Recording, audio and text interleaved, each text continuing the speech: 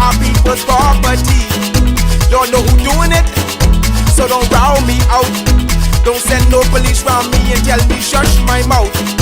Where's our conviction? But where's our pride? We selling everything, selling our backside. Just go online, it'll make you sick. You can buy any island, just point and click. See, they're selling our country, yes, they're selling our land. They're selling our archipelago of sea and sand. Now break down the acronym like you in class. Oh, they're selling the whole country. Ooh, they're selling our hey, hey. Ride him. My mother always say, when you find a donkey, ride it. Lose donkey. But, come on. We got a whole nation in 73. Now we getting back the whole country. What kind of fools we must be, selling out for a bag of rice and a cup of tea. You know what does bug me? Help me understand. I can't find piece of property for under 80 grand, but I can fix this. I know what to do. I can squat just like them other people try make me do. See, they're selling our country, yes, they're selling our land. They're selling our archipelago of sea and sand. Now break down the acronym like you in class. Oh, they're selling the whole country. Ooh, they're selling our they're selling our country. Ooh, they're selling our land. They're selling our archipelago of sea and sand. Now break down the acronym like you in class. Oh, they're selling the whole country. Ooh, they're selling our I get everybody sell some every day.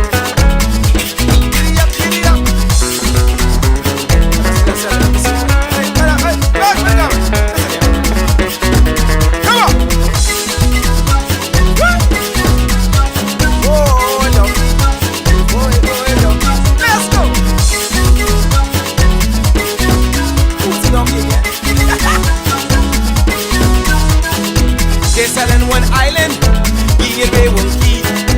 What can be left for you and me? Is this the example? What's our kids to do? You want them have a sense of pride, or go selling too? Cause they're selling our country, yes, they're selling our land. They're selling our archipelago of sea and sand. Now break down the acronym like you in class. Oh, they're selling the whole country. Ooh, they're selling they're selling our country, yes, they're selling our land. They're selling our archipelago of sea and sand.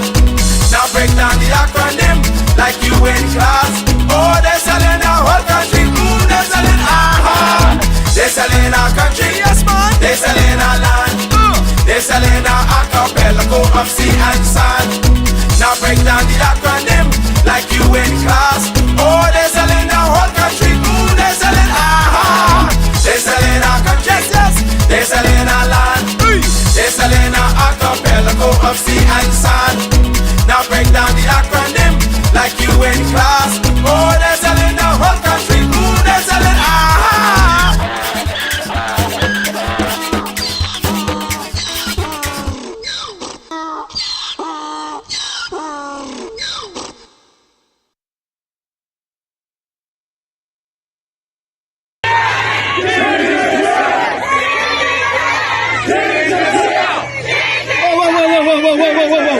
Whoa, girls, we out doing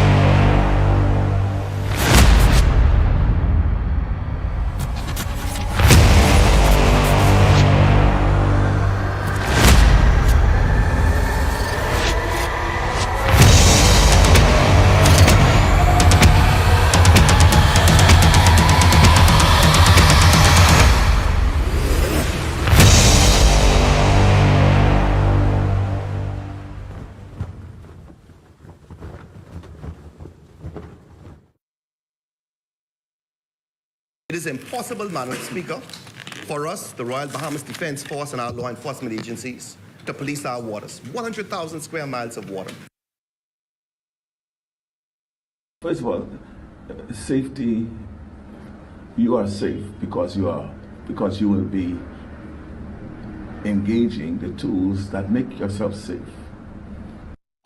What you just said is one of the most insanely idiotic things I have ever heard.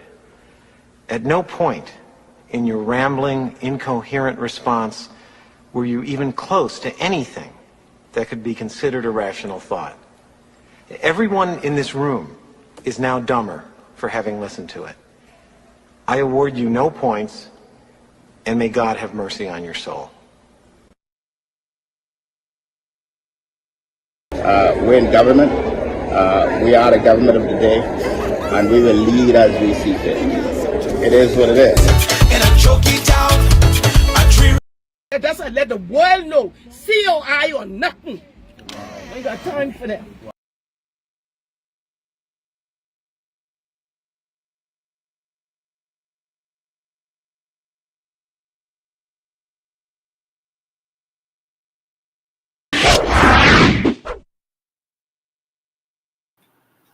Good afternoon, ladies and gentlemen, and welcome to another edition of our Vision series on this Sunday, the 25th of February. This year is going fast. February is almost now behind us.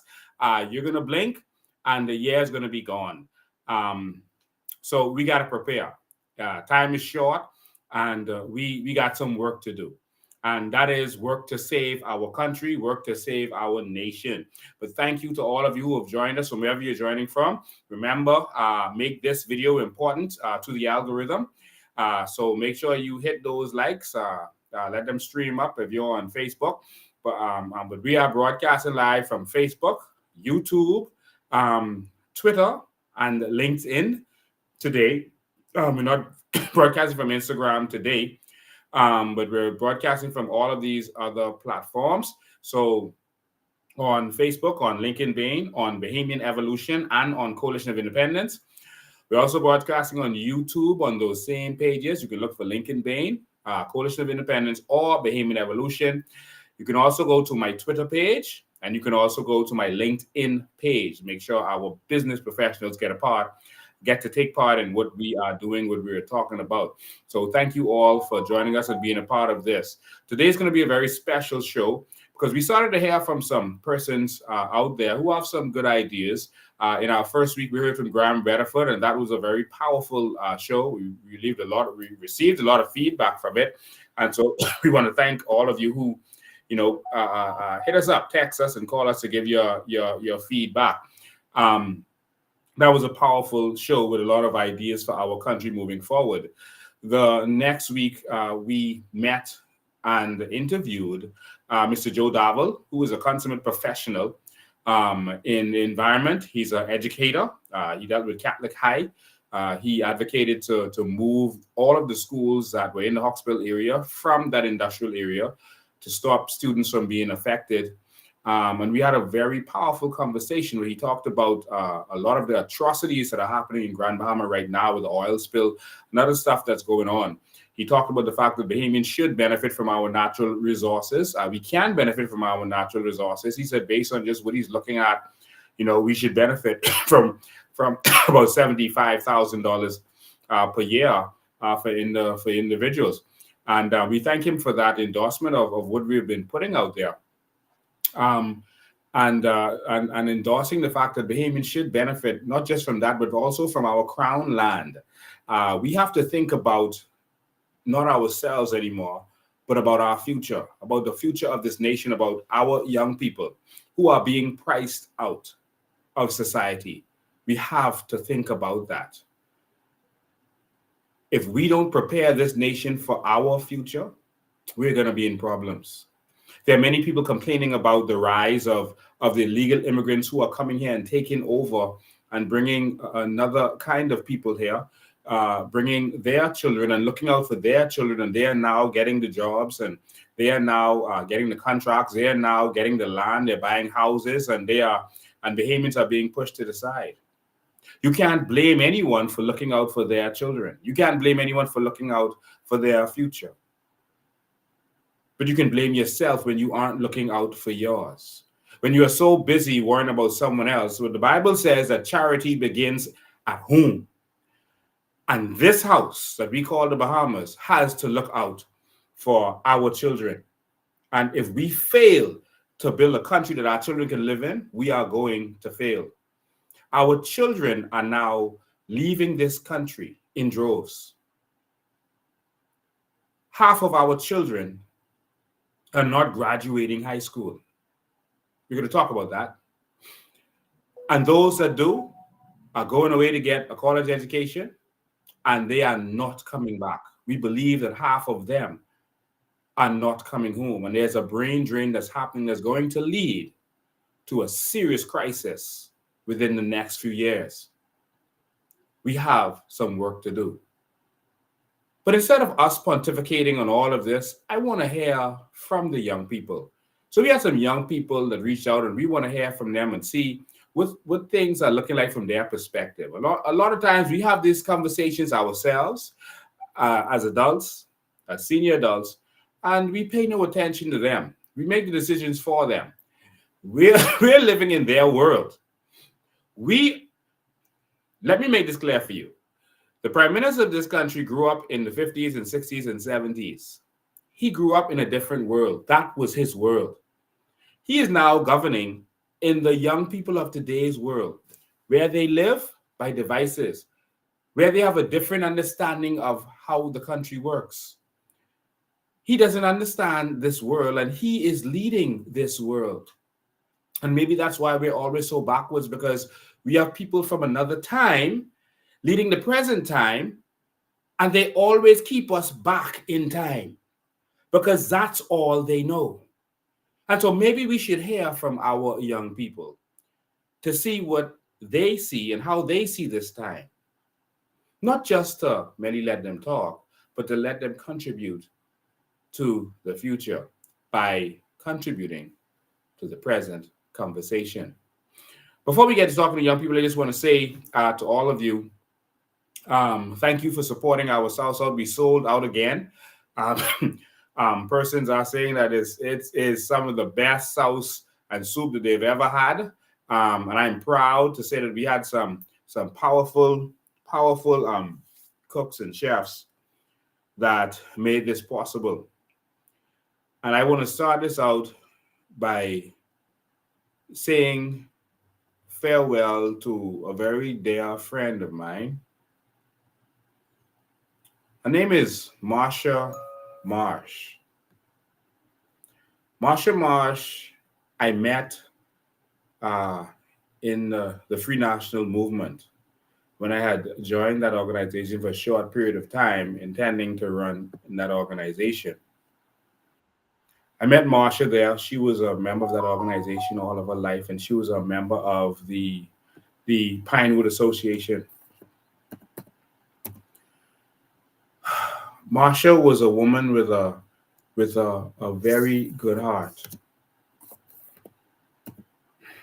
Marsha, when I decided to leave the Free National Movement, decided that she would come with me, along with the other members of that association. We then wanted to go independent. The DNA approached me and said that they wanted me to run with them instead of going independent. And so I did. And they came with me. We decided to do a feeding program in Pinewood Gardens. And so for months, we fed hundreds of people every weekend. And Marsha did all the cooking. She was aided by Miss Flo, but Marsha did almost all of the cooking herself.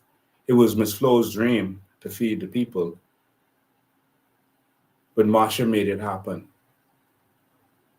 And every weekend we fed hundreds of people, not just from Pinewood, but from all over.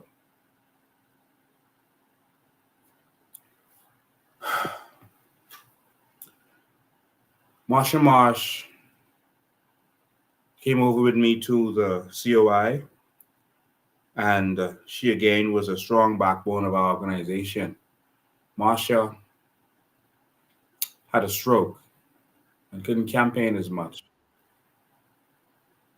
I took her every few days. I would go to her house, and she didn't have a ramp at the time, and I would lift her from her house into the car, and I personally would take her to her therapy on Collins Avenue and pay for her therapy. And I would stop and take time out from whatever I was doing to do this because I saw her love for people and how much she gave to people. And how much she sacrificed, even when she didn't have, she would take her last to give. She reminded me of my mother. And Marsha Marsh eventually had to have a procedure done, and the doctor accidentally stuck her, I think, in her spleen. He was doing a biopsy, and he accidentally stuck her. And the treatment she got after that, it was like they were waiting for her to die. Got infected. They diagnosed her with cancer, and with the accidental stick that she got and the leakage that was happening from it, um, she rapidly decreased, and she suddenly passed away in hospital a few days ago. Healthcare is a serious problem in this country.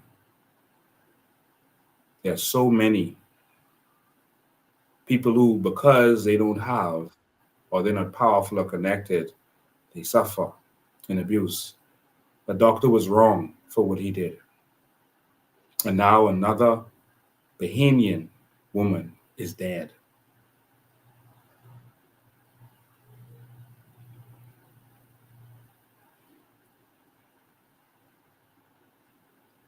He will hear from me. Too many Bahamians are suffering in this country. I want to say farewell to Marsha, a good woman, a resident of Pinewood, one of the first residents of Pinewood from Sugar Apple Street. Thank you for everything you did, Marsha, for everyone you did it for. She was a food vendor at one of the schools, and sometimes she would, and that's at C.H. Reeves, and she would feed those children, even if they didn't have any money, she would give them free food. Sometimes some teachers would say, "Why are you doing that? Why you no feed? Don't give them free food." But she would do it because some of the children didn't have anything to eat. Thank you, Marsha, for everything. We are going to miss you. God bless you. We lost another supporter this week, last week, sorry. And I'm going to introduce you to her. You may remember her from I put this on social media. She was 85 years old at the time. And she had learned so much. She used to watch my live every Sunday and Tuesday. And she said she learned so much of what they didn't know from her generation. And I want this generation who's on here now, you're about to hear from this previous generation, from this almost 90-year-old woman. I am live in Grand in Marco City with Miss Irma, and she's 85 years old, and she just got a message for the young people. What you got to say to the young people, Miss Irma?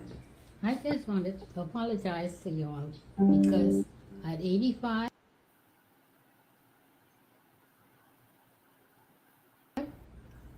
all my years, I didn't know what I know now, what Mr. Bain talking about. I didn't know.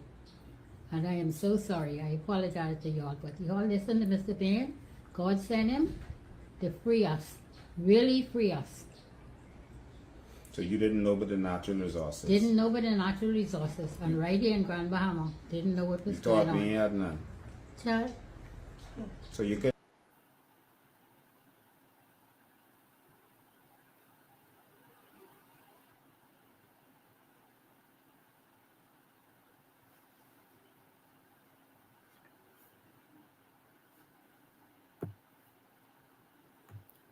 I'm so sorry for technical difficulties. You can go and watch that video on my page. We just want to say rest in peace. God bless you. We love you, and we will continue to fight for you and for the New Bahamas.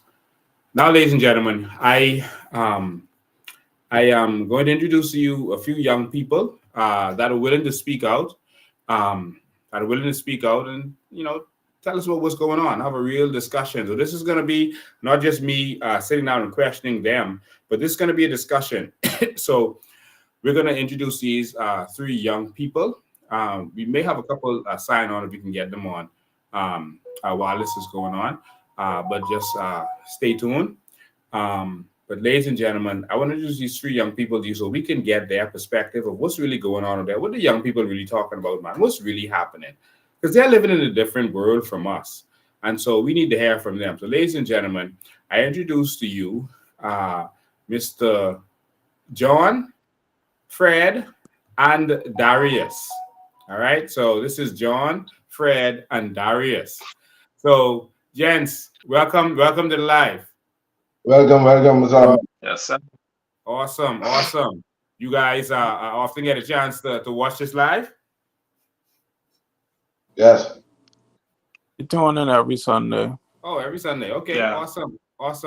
So you know what's going on in this country.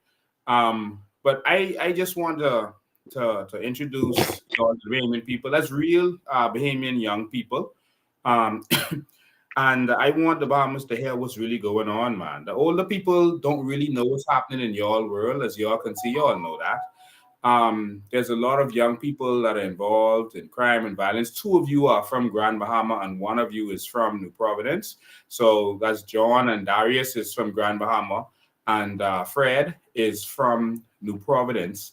And any of you can tell me at your speed, what to you do you feel is, based on your conversations with young people today, the most important issue to them today? What's up, Mr. Ben? All right.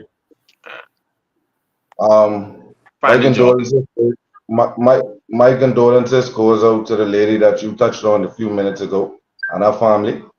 That is a big concern for me, and she is going to be deeply missed. But for me, on this side, I feel like one of the most important conversations we have, what I have, especially with my coworkers, is healthcare. And one of their questions was, if not elected, where do you see our future with healthcare going? And why doesn't the government understand that the system they're using now is not working? So healthcare is a big issue in Grand Bahama, at Duran, and we have a saying: when you go inside, you don't come back out. So Wow. if not elected, I want to know where you see our country going concerning healthcare. Well, I can answer your questions in a minute. Let me just get the other guys and see what they feel that the number one issue for young people is in this country. Then answer all your questions. Go ahead, Darius. He's saying that they're saying something about the Duran. That's true? Say that again. He's saying something about the Duran where he says almost like a Roach Motel. You check in, you don't check out. I ain't lie. I'm scared to go there too. I'm scared to go there too. Wow. But for me, a next issue is mostly jobs. Like, you got a lot of people don't have no job and nothing to do, no way to make money. You understand what I'm saying? So you got a lot of people sitting on playing video games and stuff like that, getting themselves in problems because they don't have nothing to do. I learned. Yeah. So, okay. Yeah. Okay. So that's a major problem. All right, health, nothing to do. Fred. Yeah, to touch on basically all the two main points of what two of the gentlemen just said, healthcare and people, it is just hard to make money, finding things to do and make money from it.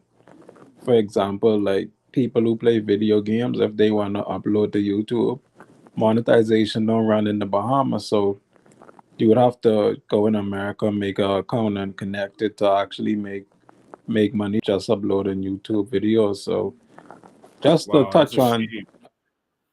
a little point on what the guy said about people sitting home playing video games and can't find any jobs and stuff like that. Wow. All right. So I'll start with John's question on healthcare, and then we'll have some more conversations, and y'all can tell me about what you're experiencing. Um, if we don't if we don't come to power in healthcare, um, I'll give you the answer. You know what's going to happen in the future by what happened in the past. All right. I trade forex. I trade stocks sometimes. I taught people on some of this stuff. Right. And the way you know what's going to happen is based on what happened before. So that's how they read the charts to see what's going to happen. So stocks isn't gambling for them. They're looking at trends and patterns, etc., to know what's going to happen. So we can look at the trend and pattern of the past to see what's going to happen in the future. If we vote PLP and FNM again, because they're the person who've been governing the country, you're going to get what you've been getting. And so you had from the last 70 years, one hospital built by the UBP, the white government, that they said all these things about. That's the Princess Margaret Hospital, etc. So if you haven't gotten a hospital in all this time, you're not going to really get a hospital in the near future. And if you do, it's going to be so poorly managed that you're going to continue to suffer the sufferation that you've been getting. One. Two, you're going to not be able to afford health care because you have so much persons who have an interest in this, who are the power brokers, who make their money from this. So they're going to make sure you can afford this so that they can be rich and live in their big houses. Someone wanted to build a health city. Well, the government was dealing with a proposal to build a health city in the minister administration in Grand Bahama. And it was blocked by Dwayne Sands, reportedly, because Dwayne Sands felt he would be losing money if we have a health city here, especially dealing with cardio and the kind of stuff he deals with. And so now we have the Cayman Islands with a health city that even our doctors fly down to. They fly to Cayman to get cheaper, more professional, and better health care than we have here in the Bahamas, because under the minister administration, where the prime minister was a doctor, the minister of health was a doctor, they refused, one, to build a hospital, to build any clinics, or to build that health city that we needed. So what's going to happen in the future? If you keep going with these same people, the same thing you've been getting. What's going to happen if we go to the new Bahamas? You are going to get free health care. That's the first thing. And you're going to get new hospitals built on your family islands, because no island, no elderly person should have to live on an island where they have to be transported to get proper health care. There's a serious situation right now where people have to be transported to Nassau if they're in a serious situation. But now only one pilot, basically, one airline company is getting all of the air transport. And so that means if you're in Abaco, for example, and you have an emergency, that person has to fly from Nassau to Abaco or Nassau to Grand Bahama and then fly you from there back to Nassau to get you to the Princess Margaret Hospital. Because instead of how it was before, under the previous administration, Brave Davis and Chester Cooper them fix it so that one person is getting all of the calls, and so only that person is allowed to come and pick you up and take you back to New Providence. Whereas before they had a pilot on this island, a pilot on that island, and the pilots are now complaining that doesn't make sense. Like, why are you doing this stuff and hogging and all this stuff? But this is what happens when you keep voting for the same people. So that's what's going to happen if you keep voting for these same people. So I hope I answered your question. All right. Yeah, that was good. Yes, sir. Yeah. Okay, I think we lost two people just now, so they'll just come back on. The internet is bad, so you'll probably lose Darius in a second, and he'll have to come back on Because how's internet service in where you are, Darius? I can't even talk about it. I might lag. Wow. Horrible. Wow. It's Horrible. horrible. Wow. Horrible. Let me just get them back on here. Okay, that's Fred. All right, we got Fred back in. So Fred, just got to turn your camera back on. Fred, are you there? Yeah, he happens to be in the Bahamas where nothing works. Fred, just get your camera and your audio back on. So in the meantime, we'll keep talking. Okay, Fred is back there. Fred, how do you feel about what I had to say about healthcare situation and what's the concern for young people in as it relates to healthcare? Yeah, I was not a victim, but I was almost a victim to the healthcare system in the Bahamas.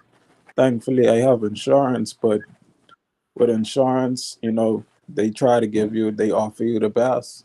So I went to the best, which was Doctor's Hospital, and even then, I was in a serious accident and paralyzed from the chest down. So What? even to when after they stabilized my spine in Doctor's Hospital, I still was in such a bad shape that I had to get airlifted to Jackson Memorial in 2020. So I went to the best, and still the best wasn't good enough. So I went to Jackson Memorial to recover and do therapy and stuff like that. So yeah, I was almost a victim to the healthcare system in the Bahamas, but it's still we're still so behind in the healthcare system compared to the rest of the world and stuff like that. So I agree with you. The system fails, and thankfully I had insurance. So imagine others who've been in situations like me, or those who suffer from gunshot injuries and stuff like that, who don't have insurance and just have to sit and suffer on the PMH system. Wow. Wow. So how is your health now? I'm good. I'm recovering. It's been 4 years. February 21st makes 4 years since my accident. I started therapy after I came back home in this over here to Doctor's Hospital Rehab Center, but they still didn't have nothing to really cater to my needs. So I had to spend out of pocket money to get therapy bike and stuff like that to help with my recovery. Still trying to get some equipment, stuff like that, but everything's going good. Wow. Wow. It's sad what Bahamians have to go through, and some people think that the young people aren't concerned about healthcare. But a lot of young people have had to experience their grandparent or their parent in the hospital going through this stuff, sitting in accident emergency or getting this bad healthcare, and it affects you when you lose your dear grandmother who you love and seeing this kind of stuff. And that's why we wanna stand up to change the country for you guys, so that we could really have a change in this country. All right. How do you feel? I want to switch. We can come back to healthcare, but I want to switch for a second over to jobs and joblessness in this country. That's something that you brought up, Darius, and Yeah. you're in Grand Bahama where it's even more so. Um, you know, nothing to do. Um, how do young people in Grand Bahama and the ones from Nassau, how do they feel about the joblessness in this country right now? Well, you have a lot of people. You have a lot of people in Freeport struggling. Like literally nothing to do because like I have a cousin.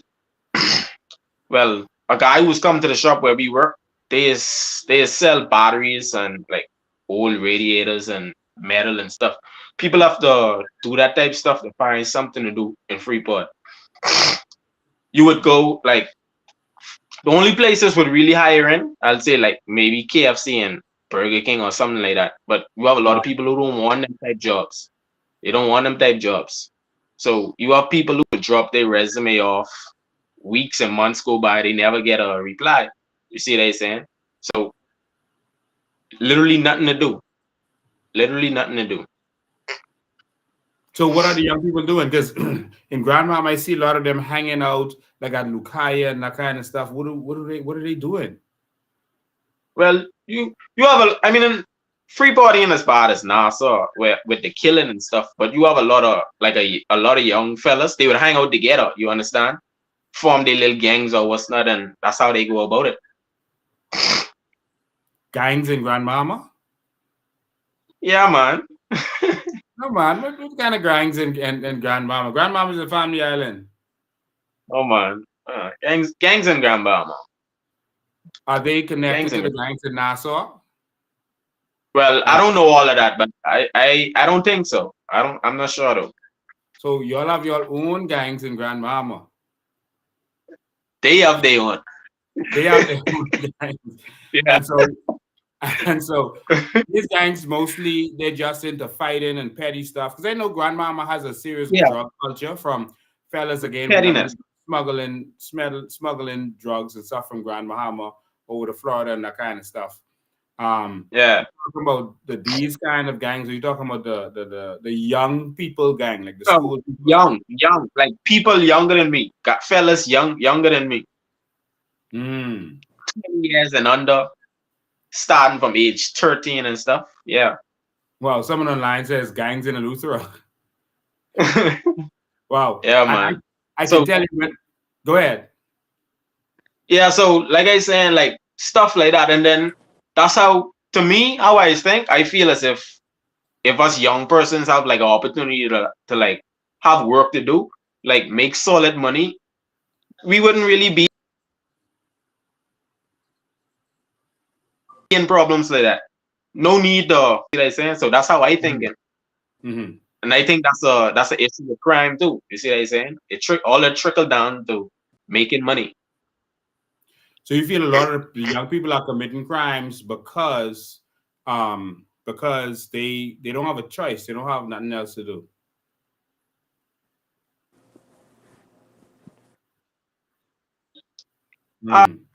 Something like that.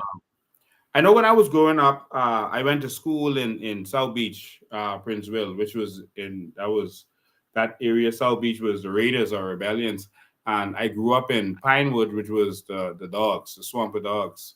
And so I was like in the middle of two war zones. And when I was growing up, you were forced to join the gang based on where you live because you went to school based on where you live. And they know, for government school, they knew where you live based on the uniform you was wearing, most likely. And so there was always these wars. And it was like you had to join the gang because your parents couldn't do nothing for you. The police couldn't save you, because they're not going to be on the bus with you when you get an attack, and they're not going to be to school with you. And so you were kind of forced to join the gangs. And this was a culture that was going on, and parents didn't know about it. They didn't know what their young people were going through growing up.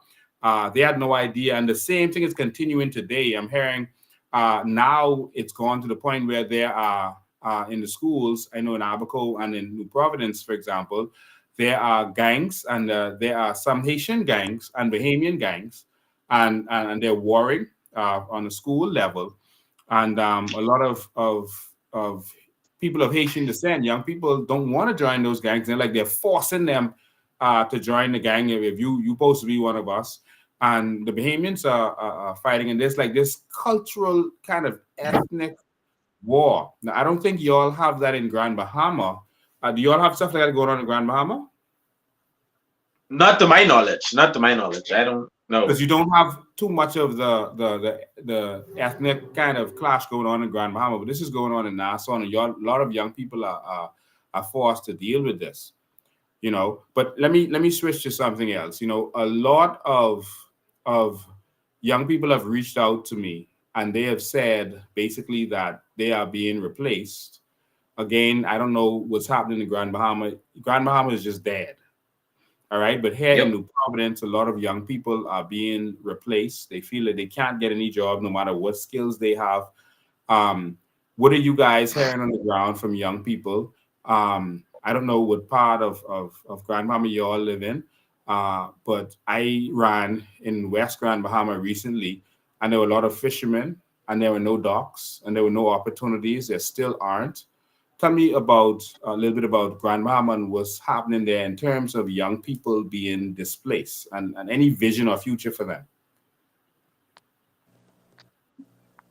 Well, it's the same thing in Nassau. Yeah, people, they bring in the foreigners over here and take most of the jobs and give it to them. Um, That's so happening in grandma, Grand. yeah, man, yeah, man, that's how it is, and that's something you see every day. Um, so that's just what it is. People gotta defend for themselves. That's what we doing. We defending for ourselves. We hustling every day. We trying to make something happen. We trying to stay with the problems, and that's an everyday routine. You understand? You Mhm. try better yourself, even though you don't see nothing there to probably help you by bettering yourself. You gotta have an imaginary mind and put your hustle to the test to make it happen. That's what's going on in Freeport. Wow. Yep. Fred, let me We hear from you on. got About the jobs. Yeah, about Bahamians being replaced and being really pushed out of opportunities. Yeah, I mean, to me, it's been happening for years and years to come, but um, I think it's just getting a little bit more drastic now. Ever since um, ever since the pandemic, I think it's more on a larger scale as much. I mean, it was as much as it was before the pandemic because I worked for a drywall company in 2019. Hmm. When they was renovating the Royal Towers. I think this was right after the time at the Dorian. So they got some people from Freeport um to come over and work with the renovating of the Royal Towers. But I know specifically there was this I think it was a plumbing company, and it was just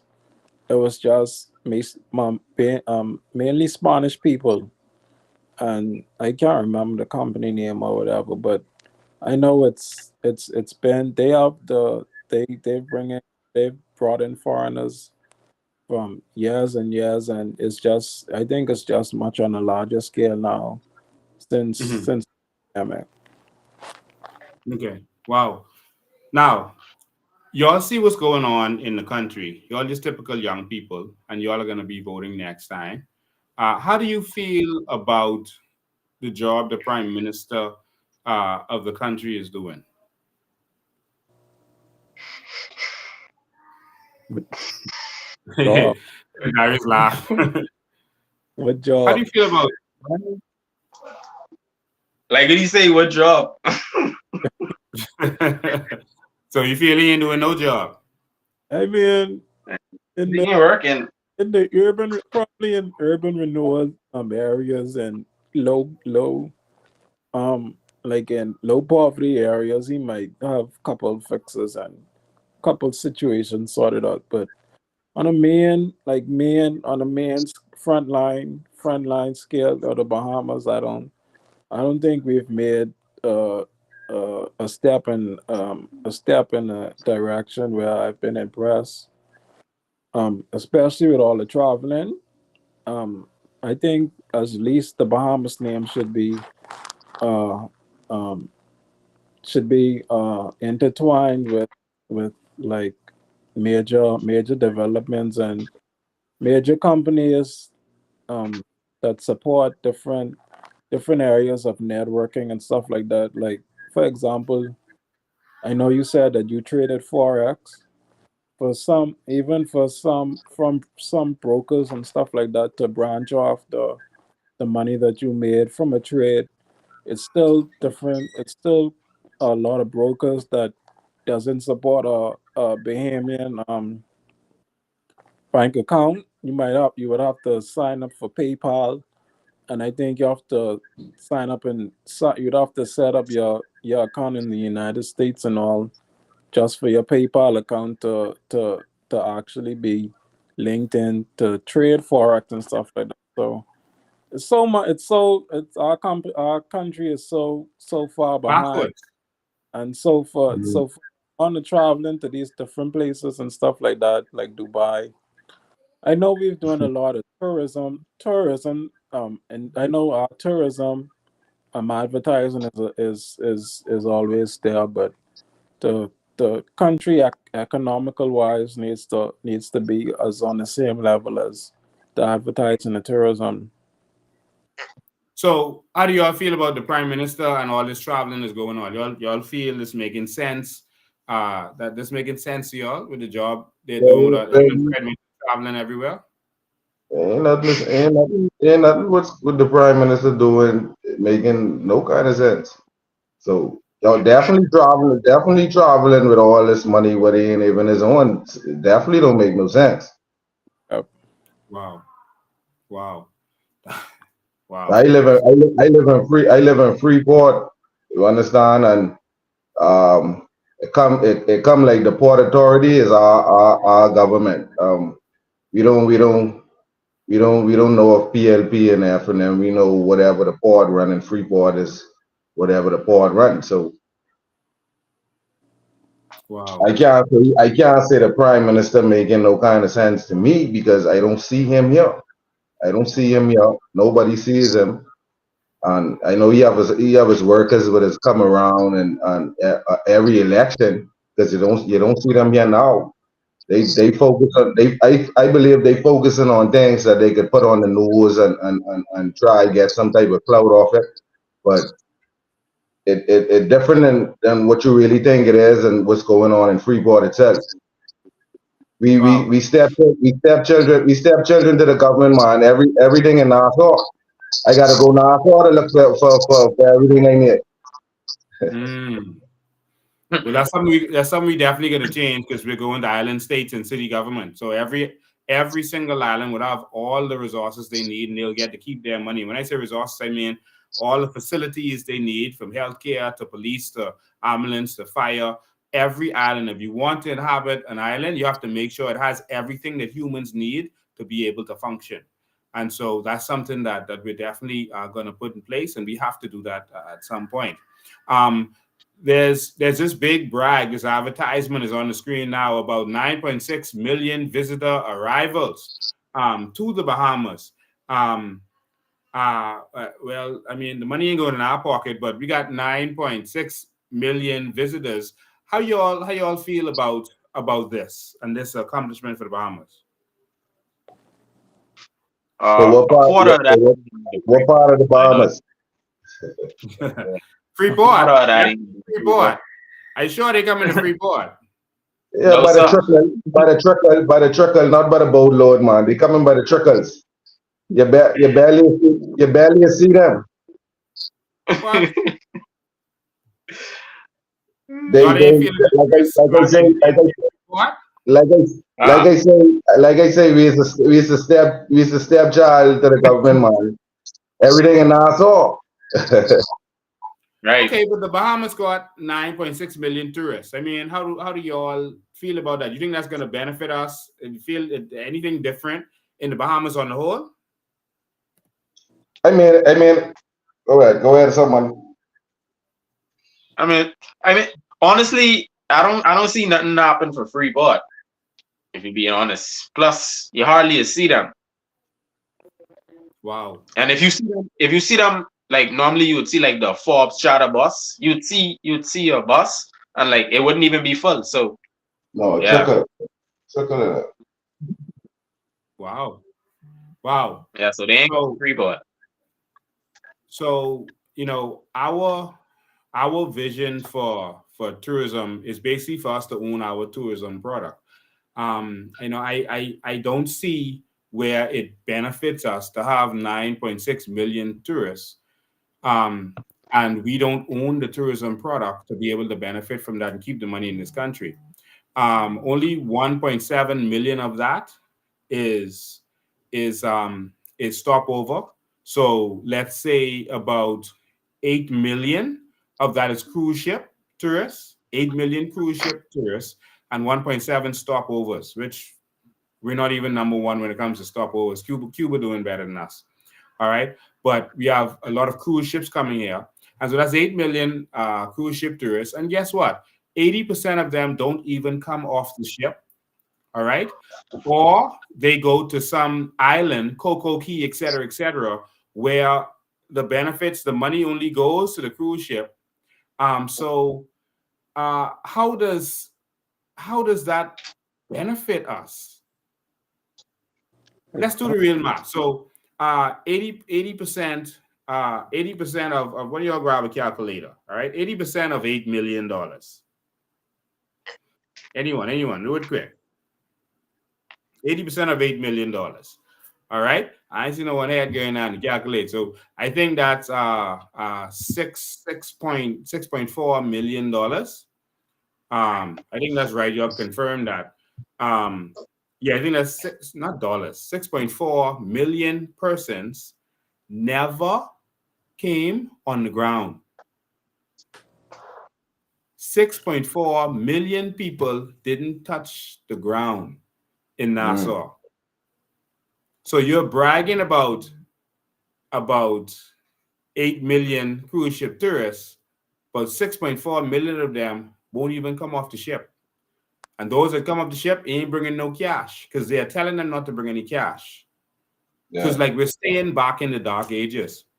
I want to inform you all, and you can tell the young people that you're talking to, that in the New Bahamas, we're going to do what Dubai did.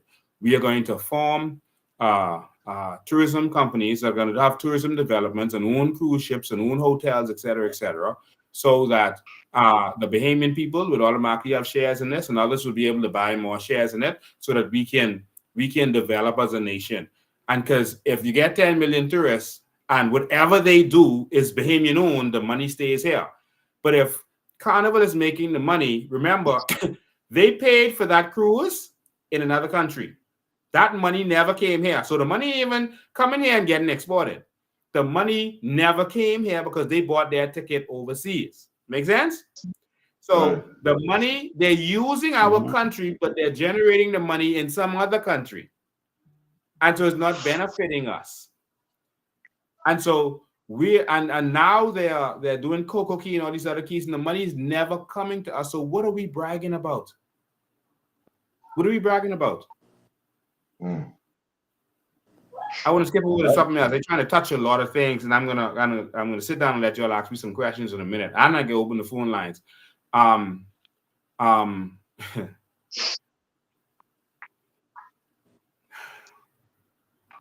Crime. How do y'all feel where y'all are as young people about the job that the government is doing on crime? You heard the Prime Minister's words.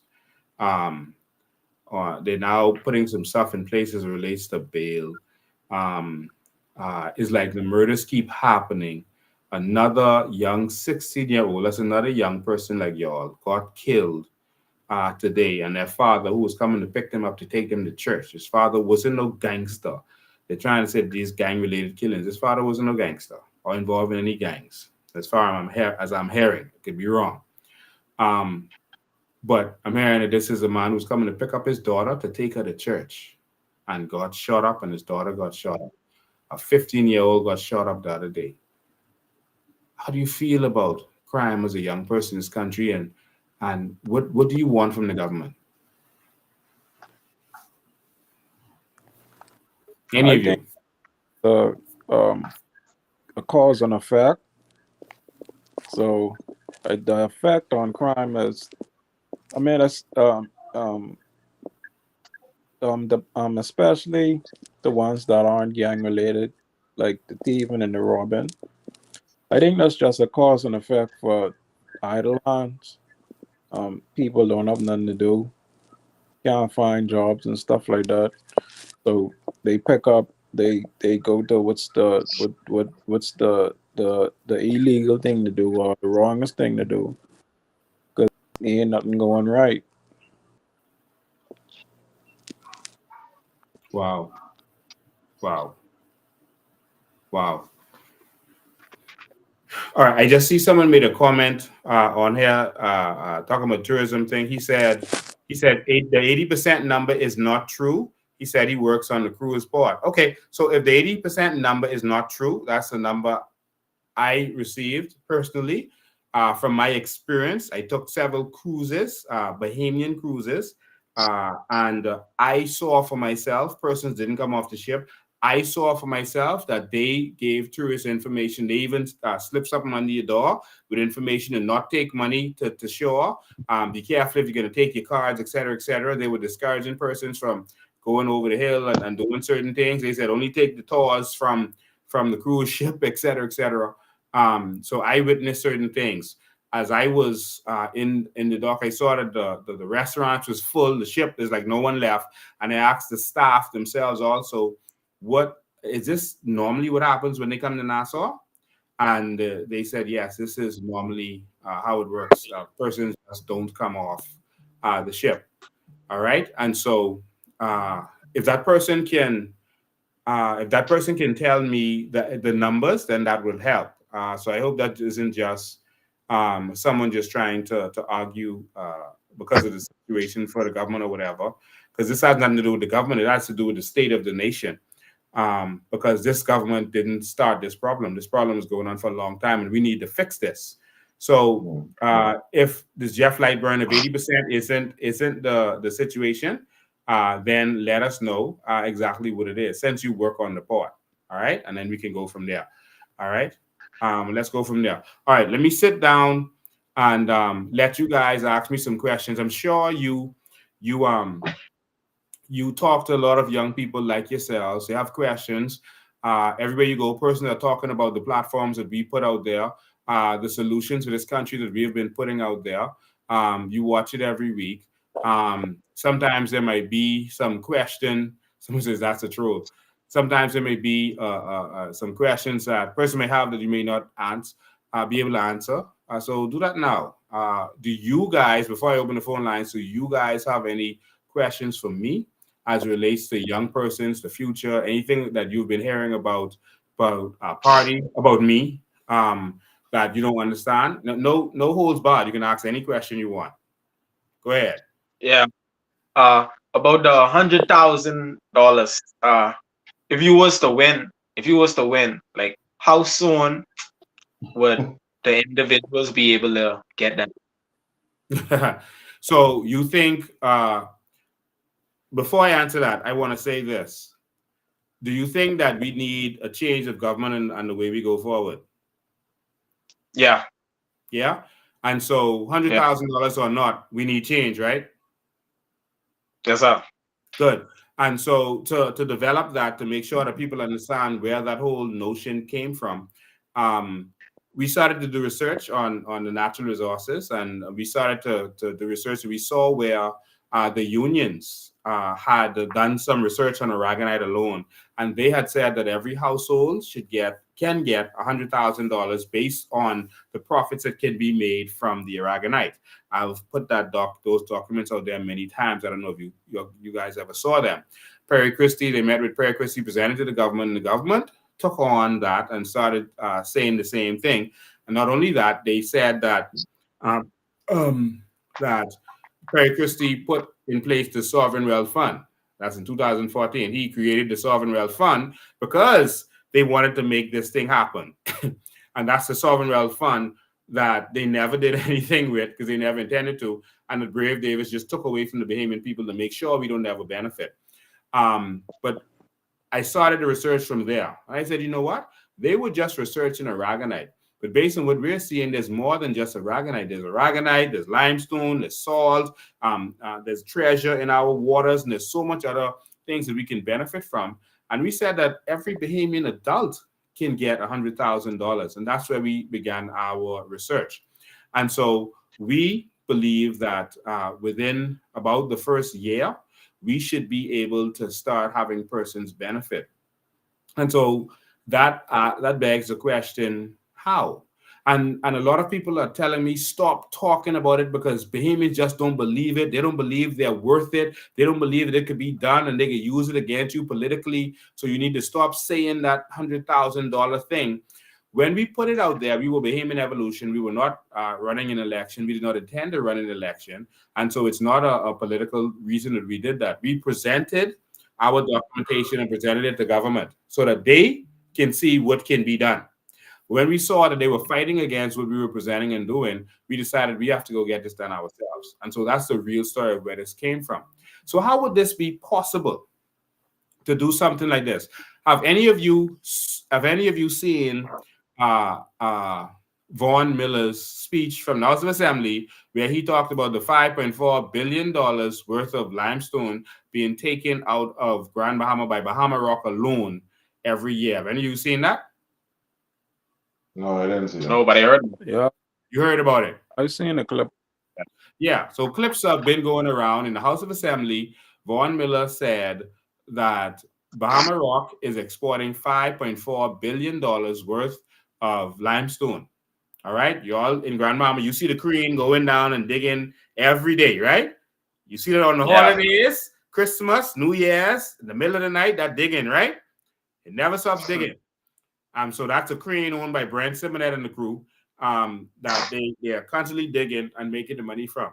All right. And so he said $5.4 billion. Let's do the math because there are people saying that this is impossible. It can't work. Lincoln's math is off. Again, it's not my math. It's the math of the PLP because they started this and we just evolved and we took it to another level. And so if that's, let's cut off the 0.4 to make it clean math, and let's say it's just $5 billion, right? A year. Okay, $5 billion is enough to give 50,000 people $100,000.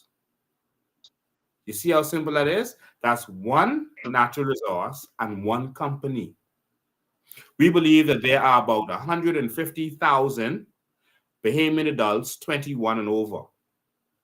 All right, because we want to start you getting it from you attain the age of 21, right? So that's 150,000 adults. All right, the workforce is only 195,000, but 150,000 adults we believe that are over the age of 21. So that one company and one resource, that's 1/3 of it right there. You see? So now, if there's more than one company doing the same thing, that's just limestone. That ain't the sand yet. That ain't the salt yet. You understand? That ain't the aragonite yet. That ain't the treasure in the ocean yet. So when people tell you this can't happen and it can't be done, tell them, we'll get out of our way. What do we have to lose? So based on those numbers right there, which is not my numbers, does it make sense that we can provide this for our Bahamian people? That's starting to make sense to y'all now? Yeah. Yeah. And so that's just one company and one natural resource. Now, bear this in mind also. That's the raw value. So that's just what they valued it with customs just to be able to ship it out. That isn't what they make from it. They could make double, triple, 10 times, depending on what they charge from it. They could make $54 billion from that 5.4 worth of limestone they took out. Because you're not going to sell it for 5.4 billion, right? And you're going to do some processing to it to turn it into cement and turn it into some other stuff. So you make the big money from it. That makes sense? So if we now get into the processing of this stuff, how does that change the game for us? So that's 5.4 billion. We could triple that right there by making lime, using the lime, to make cement, use it to make concrete, et cetera, et cetera. And where are we now? So when you have these visionless leaders from the 50s and 60s, this slave mentality, sitting down and telling you something can't be done. Just sit down and break down the numbers, and then let's make it make sense. As simple as that. You see, Dr. Miles did a speech before, and he said something that's very powerful. He said the slave master taught you how to pick cotton, but they didn't teach you how to make the cotton in the cloth. They taught you how to plant sugar cane. You're good at that, but they ain't teach you how to make sugar. You see? Because that's where the money is. Those Arab states, they doing good, you know. They make they drill for the oil, but they don't process the oil. They don't refine it, which is where the real money is. You see? We're going to change the game in our country. Our generation has to change the game. We need someone who was not born in slavery. Like the Bible says, woe to the nation when a slave becomes a king. We need someone who's not born before 1973 running this country. That makes sense? Makes sense. We need someone who's born in the Bahamas, not in England, not in the British Empire. We need someone born free.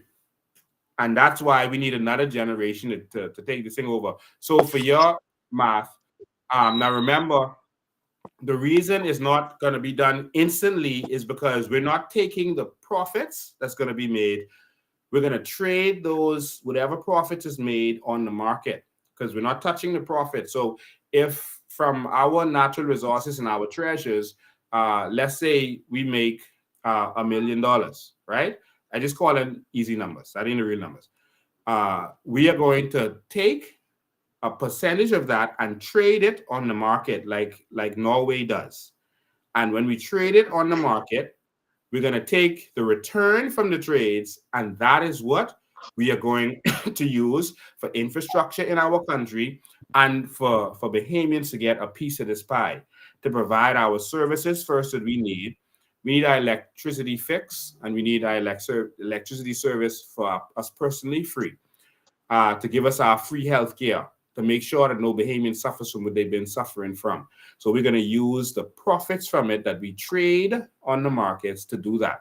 So like Norway now has $1.4 trillion from their sovereign wealth fund. They traded a percentage of it on the markets, and they made over $250 billion. Not a dollar in oil sold, not nothing. That's during the lockdowns while the whole world was shut down. They traded on the markets with their sovereign wealth fund, and they made 250 something billion dollars. And so this is where we're going to get the money from. So the $1 million that we make, just coming back to my false numbers, the $1 million that we make, all right, is not going to be touched. That's going to remain for our future generations, and we're going to trade a percentage of it where it's not too much risk. And then from the profits is what we're going to do the payouts and everything else from. Make sense? Yeah. Good. So that's the $100,000 question. So once those return on investment starts to roll in, then everyone is going to start to get their investments from it. All right. Any other question? So all these taxes you're paying, and every time you go in the food store or anywhere else, you got to pay VAT and all these other things. What's going on? But we don't get nothing. We don't get nothing back or return tax or anything back from it. And we still don't see the money. So I'm trying to figure out what's the situation with that. Yeah, so we're gonna move from a nation that makes money from taxes, from taxing the poor people, because only the poor is who is being taxed, really. The rich aren't being taxed. So VAT, the business people aren't really paying the VAT. All right. So they are getting their VAT returns. So they are getting returns. So every time that is sold or anytime they do something, they can deduct VAT from their business expenses, et cetera, et cetera. The business people are getting, the poor people are who is paying the VAT. And this is where the problem comes in. And the PLP government, when Perry Christie, when he was bringing this VAT into play, was told that this is going to hurt the poor people. It's a regressive tax, and only the poor people will be paying this. But of course, they said, we'll just give $20 million more to social services. In other words, you'll be begging, you'll be on the line begging for backpacks and this kind of stuff. begging for books at the end of the day, and you'll be worshiping your MP because they come around with $50 coupons, and that's it. All right. All right. So we're going to move where we're benefiting, like Norway does, from our natural resources and sovereign wealth fund, like Dubai, Qatar, and all these countries your government is traveling to. They're traveling to these countries, but not doing what these countries are doing because they don't want persons to benefit. And that's where the problem is. All right. All right. Any other questions? So do we get rid of social service too? Because they're making it.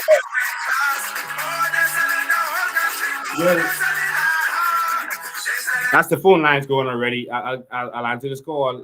Just give me 1 second, caller. We are going to do away with social services for Bahamians. Social services is going to be for foreigners who are here working for us and need the help. All right. But Bahamians are going to benefit from their natural resources, so we're not going to need social services unless we keep voting for it. Bahamians might like to beg, They might like making the politician rich and them begging. So if they like that, then come on. This is a free country. If they like, see, that might be a cultural thing. You might like taking your family when it's back to school, going on that line and begging for a backpack with a politician name on it, or begging for a backpack and a couple of books. You might like doing that. That might be like a family outing for you. You might like going to the hospital and ain't no beds for you. If people like that, then they can vote for that, and you can't kill them for that. This is a free country. Let's go to the phone line. Good afternoon, you're live. Good evening, Mr. Bain. Can you hear me? Yes, I can hear you clearly. All right, I have many concerns. My name is Julian Barker, and I'm from Grand Bahama, from Western Lake Marlborough. Hi, Julian. And how you doing? All right? Yes. Hello, and hello to your panels from Grand Bahama. I'm not certain which section they are, but I have a lot of things on my mind right now. But as of the last by-election, let's start there, because I'm just wondering if our Bahamian people really get what's going on, because we have experienced politicians in charge of our country, right? I mean, they have all the experience, right? Mm-hmm. And we have a hospital that's probably just as old as Princess Margaret in Nassau, called the Rand Memorial Hospital, right? Yep. That's been renovated so many times that we can't count. I mean, millions of dollars have been put in the Rand Memorial, and it's no better. I know the place. I've been in it. All right. Then we have the fact that we have an airport that went down during a hurricane a couple of years ago. They were given a tin building as a temporary building as an airport in Grand Bahama. And that hasn't been resurrected yet. That's two things. The hospital of death, and that's what I'm going to call it, the hospital of death. Because I'm a health fitness person and I like to keep myself healthy. Jillian, before you go on, you're talking about the airport, right? Airport and hospital. Yeah, the airport and the hospital. But I'm going to pause you on the airport for 1 second. I want to show you something, and I want to know if you know what this. I don't know if you can still see your screen because you're on the phone with me. Do you know what this is in the front of? I have on the screen right now. Does anybody know what this is, guys? Any of y'all know what this is on the screen? And look like a waiting area. Yeah, waiting area. A waiting area. Okay, they say that's a waiting area. I can barely see it. I can't see it. Yeah. Okay. That's where the waiting. Oh yes. I see it. Yes. What's that? That's an umbrella on the outside of the hospital. No. That's a tent. Not an umbrella. Yeah. That's a tent. But let me show you another picture. Let me see if you get it. If this is a better picture. Look at that. That's the airport, man. That's that right there. That's Cat Island Airport. This is the customs and immigration section of Cat Island International Airport. All right, as you can see, the rust draining down from the roof, all on the walls. The doors broken. It's full of mold. And the people outside under a tent, and they only under a tent because we went there to expose what was going on there. And when we went there, there wasn't no tent, so they out of the tent. If this what they get in Cat Island, how Grand Bahama expect to get something better than what the Prime Minister giving his people? Right. How you expect to get an airport in Cat Island or Grand Bahama if the Prime Minister's travel budget is $86 million for this term? Well, my point exactly.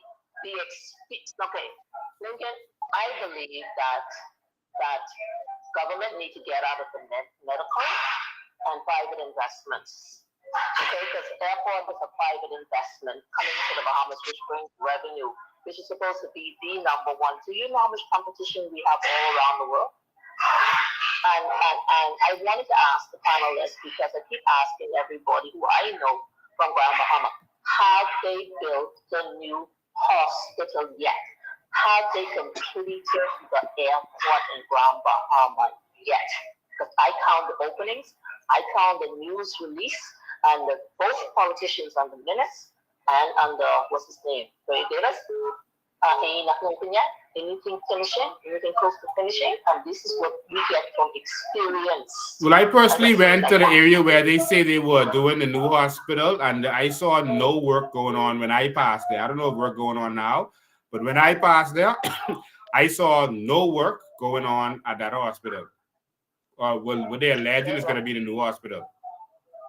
So let me end by saying, you see, I rest my case right here. If this is how the experienced politicians are performing, we don't need them. We do not need them back there to tell us what. Now wait. But they say they qualified, Jillian. They say they're the qualified people. They say you need qualified candidates, and you need these people who, good at what they do. My point exactly. So what about the ambulance against the by-election? Did we get that yet in 8 Mile Rock? John, you'll get ambulance in 8 Mile Rock yet? No, I think ambulances have to come from the RAN and drive straight up in 8 Mile Rock. I think that's how that go. No. They said they were sending a new one. Wow. Say that again? See, my point exactly. They said they was going to send a new one. It's coming from Nassau. I feel like, new ambulance coming from Nassau. They got to be used one. Did y'all get that yet? The answer is no. Okay, so why are we wasting our time even listening to them talk? Because I see how they perform in the last 2.5 years under Brave. They have 35 plus years experience as politicians. And we have to look at that. And yes, Lincoln is right. We passed the era of the Brave Davis thinking. Long time, very quickly too. And minutes. We need new leaders to be running our country. That's what I want to say. Thank you, man. Appreciate your call. All right. The phone was beeping off the hook just now. 803-5995 is the number. We didn't open the phone lines, but I guess we got to open it now. Good afternoon. You're live. Very good afternoon, Mr. Ben. How are you? Good, man. Great. Good evening to the panelists.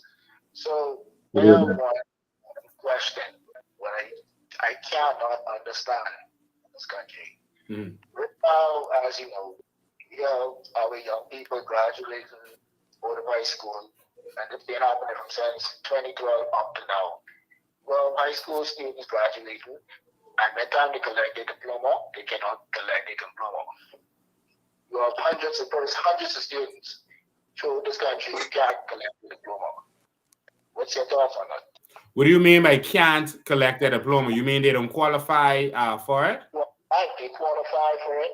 They get all the BJCs, BGCSEs, but when time to collect the diploma, you can't get the diploma. I know a couple of persons right now who graduated and still waiting to collect their diploma. Graduated 5 years ago, 4 years ago, and still waiting to collect their diploma. But this goes to show the type of country We live it as young people. Whereas you graduate and you can't even start your life. You see what I'm saying? Wow. Yeah, but thanks, Mr. B. All right, man. Thank you for that too. I'm gonna show you all something. I'm gonna share my screen and show you all something now that's mind blowing. All right, and this is on education. And since we're talking to young people, there's something that we got to show you. All right, because Bahamians, I don't know if they're really paying attention to what's really happening. So I'm about to share my screen. So this is a newspaper article. This is Friday, January 12th, 2024. It says the drug law. They're basically saying that this is what's causing a lot of people to end up in drugs and crime, etc. It says 50% of school leavers lacking diploma. So this ain't the ones who qualify and can't get the diploma that the caller just talked about. 50% of the people who leave school ain't graduating. They're not getting a diploma. They just leaving school. All right.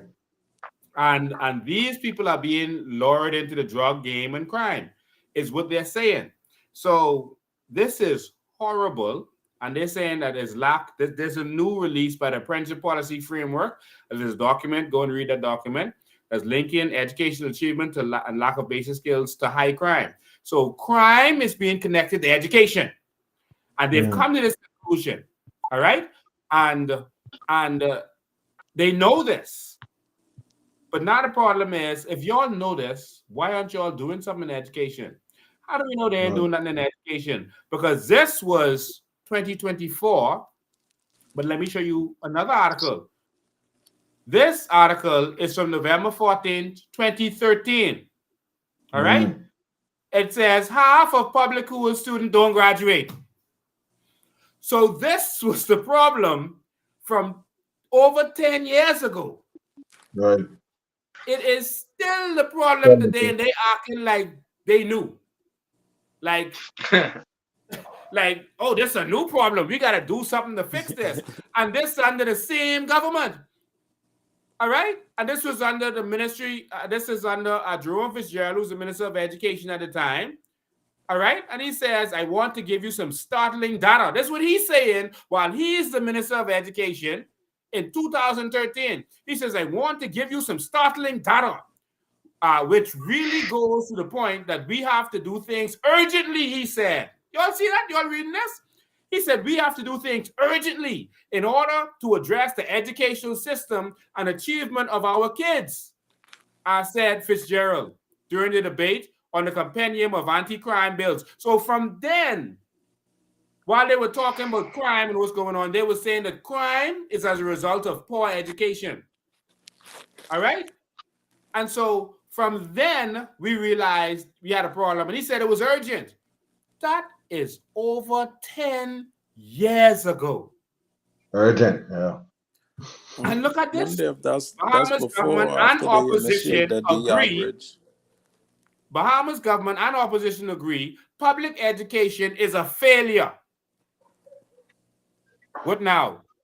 So the government and opposition have been saying that education is a problem. It leads to crime. And here, this article from last year, June, government schools are failing our children.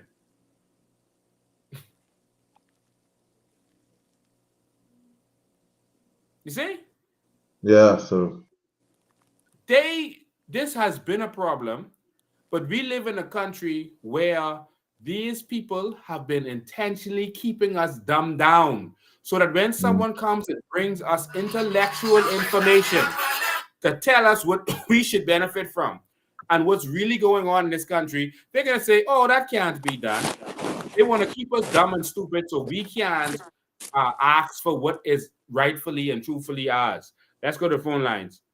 Good afternoon, you're live. How you doing, sir? I am awesome, man.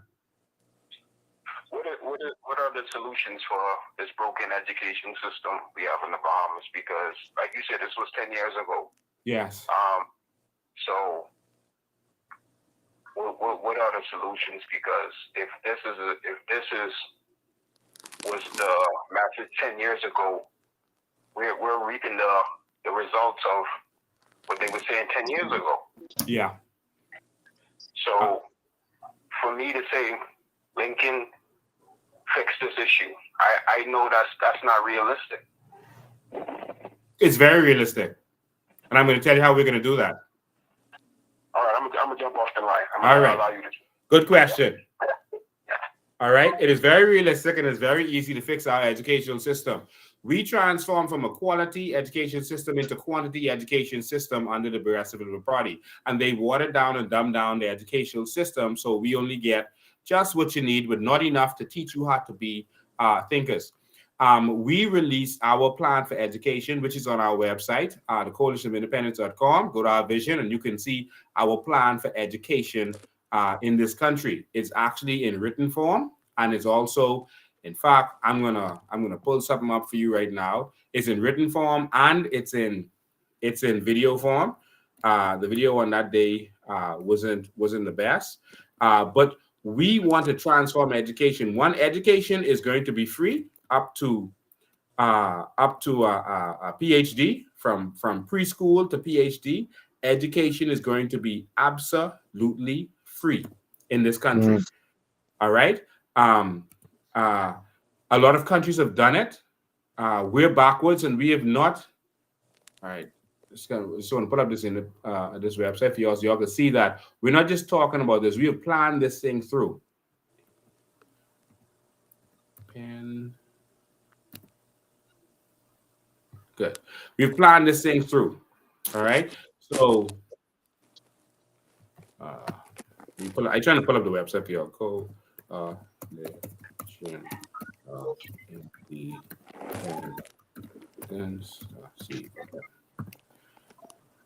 All right. So we have a lot of things planned for our educational system. And if you go to our website and you click on the vision, I'm going to pull it up for you right now so you could get a peek of this, but I'm going to walk you through it because all of this stuff is in my head. We live this. We put in the research and we're ready to implement this whole thing from day one to transform this stage of our country. Professionals have seen this. So we've got assistance from professionals in the United States, in the Bahamas, etc., to put this together. Teachers have contributed to this. We presented this to the teachers union, and it was impressive to everybody. So the video is there if you want to watch the video. And also we have it here in writing for you so you can see exactly what it is, and you can actually contribute to this vision also. And so here we're dealing with the whole student. We're going to do assessments from an early age, and those assessments is going to determine if students are vocationally inclined or academically inclined, because people learn differently. And other countries around the world are focusing on this. In Europe, in Finland, etc., where they have the #1 educational system. In other countries, Cuba, they realize that people learn differently. So there are styles of learning, and we're going to focus on students. We're going to identify students that are more dexterous, which means they learn with their hands. Students that are academic, which means they learn from up here. And we're going to figure out their style of learning, and we're going to teach them based on their strengths and their style of learning. And so whether you have athletic students, we identify students that are athletic based, and we're going to have their programming so that it's based on their athletics along with academics. But you can't have an athletic based person who is being forced to compete with someone who learns academically, and then you're telling them they're dumb. So basically what it is that you can't grade a fish on his ability to climb a tree. And that's what we have been doing with a lot of our students. All right. We're grading a fish on their ability to climb a tree. And that's where we've been going wrong. We have to identify them. So we're starting out from preschool. We talked about the different things that we have here for preschool. It's going to be free for everyone. They're going to get introduced to foreign languages from that age so that we can compete on an international level. And so everything is right here. Primary school, we have what we have planned for primary schools, how we're going to learn how students learn differently, and we're going to target that. We have to transform the system of the educational system. All right. We're going to record and assess students' social interactions. So at-risk students can be identified early and assisted and monitored. All right. This is to be facilitated by teachers who are trained to be a part of an intervention program. All right. And so we dealt with an expert in the U.S. who invented an intervention program in Florida and uses it to make sure that they can assess where students are going wrong, and then they can come in and they can have teachers trained to give them the extra classes and whatever these students need. Secondary school, everything is there. We're going to eliminate BJC and BGCSE. Sorry, who love them and who just feel attached to them, but they're going to be gone. We used to have GCEs that made sense some time ago. No college outside of this country accepts BGCSEs. It is absolute nonsense and a waste of time. And you're starting children at a disadvantage because some students can only take up to a C grade. So you're starting out by telling them they can only get a C. That is so ridiculous. If I am taking an exam, how can you start out by telling me I cannot get the highest grade in this exam? Who thought of that? Is what I have a problem with. But nonetheless, it is going to be changed. All right. You may have not been doing well in school because you're not good at homework, et cetera, et cetera. That doesn't mean you shouldn't be able to take the exam and get an A because you're good at exams, because you understand everything. All right. And that's what we need to change. All right. And so we're going to transform that. We're going to have standardized end of year exams, and these will be used at all grade levels, which will enhance testing and an evaluation center. And so I want you to go there and look on the website for this. I can't go into everything with this, but we have a task force we'll be putting there. High performing schools and teachers will be recognized. Now, the union of teachers didn't agree with this because they didn't want some teachers feeling like they were failing, etc. But in other countries, they rewarded teachers for if the schools were high performing, and so we believe that we should do the same thing. Again, this was one thing that the union of teachers didn't agree with, but I guess we'll have to have a conversation with them on that.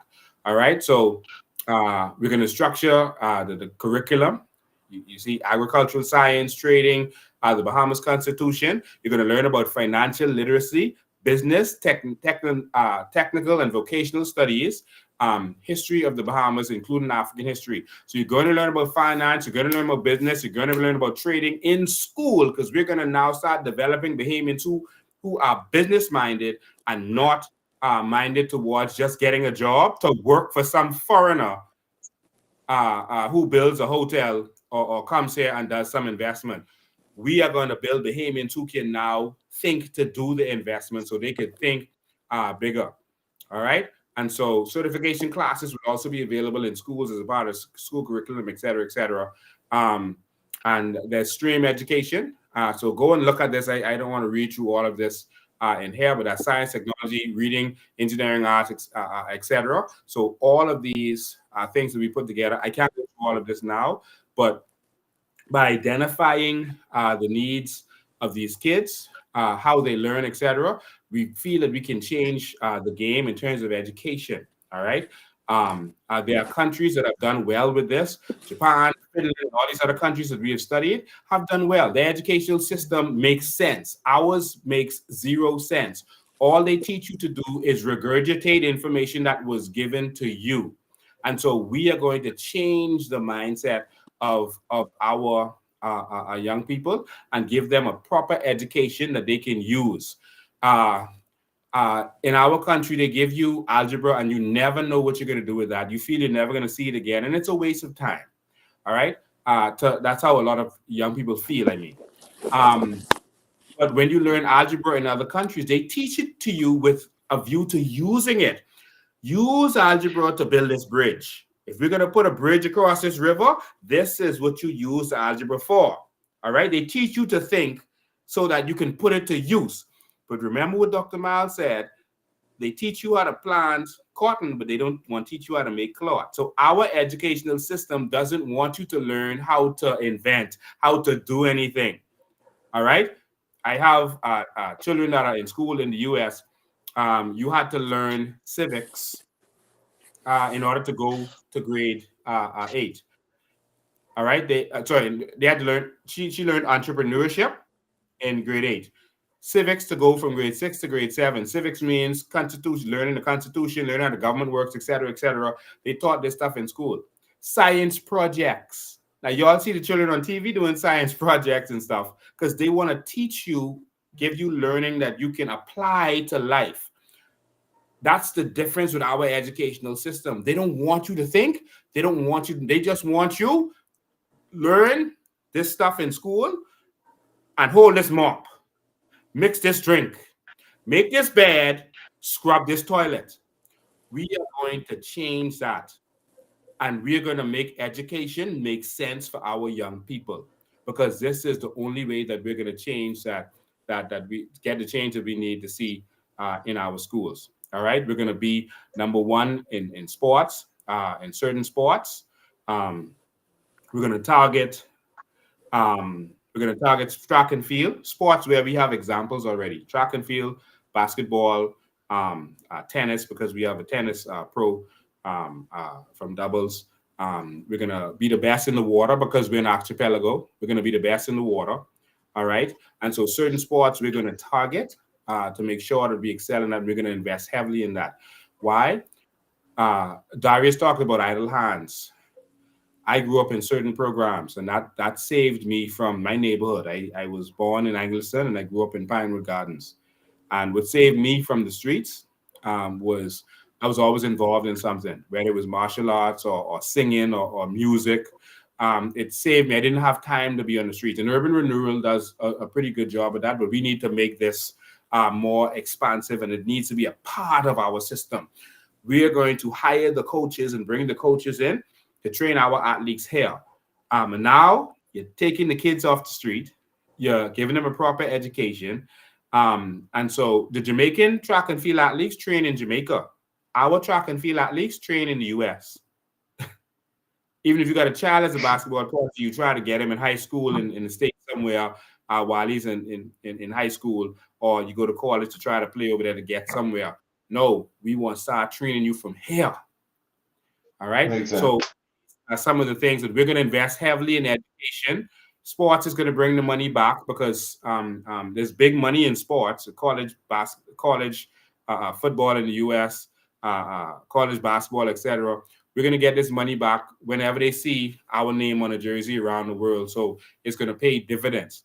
And so we're going to invest heavily in education. Last reason I feel this needs to be done, not only will it reduce crime, because that's what the government have been saying for decades, it will reduce crime, but it would also attract foreign investment to this country, real foreign investment, because now you have skilled persons that are in the Bahamas that can work.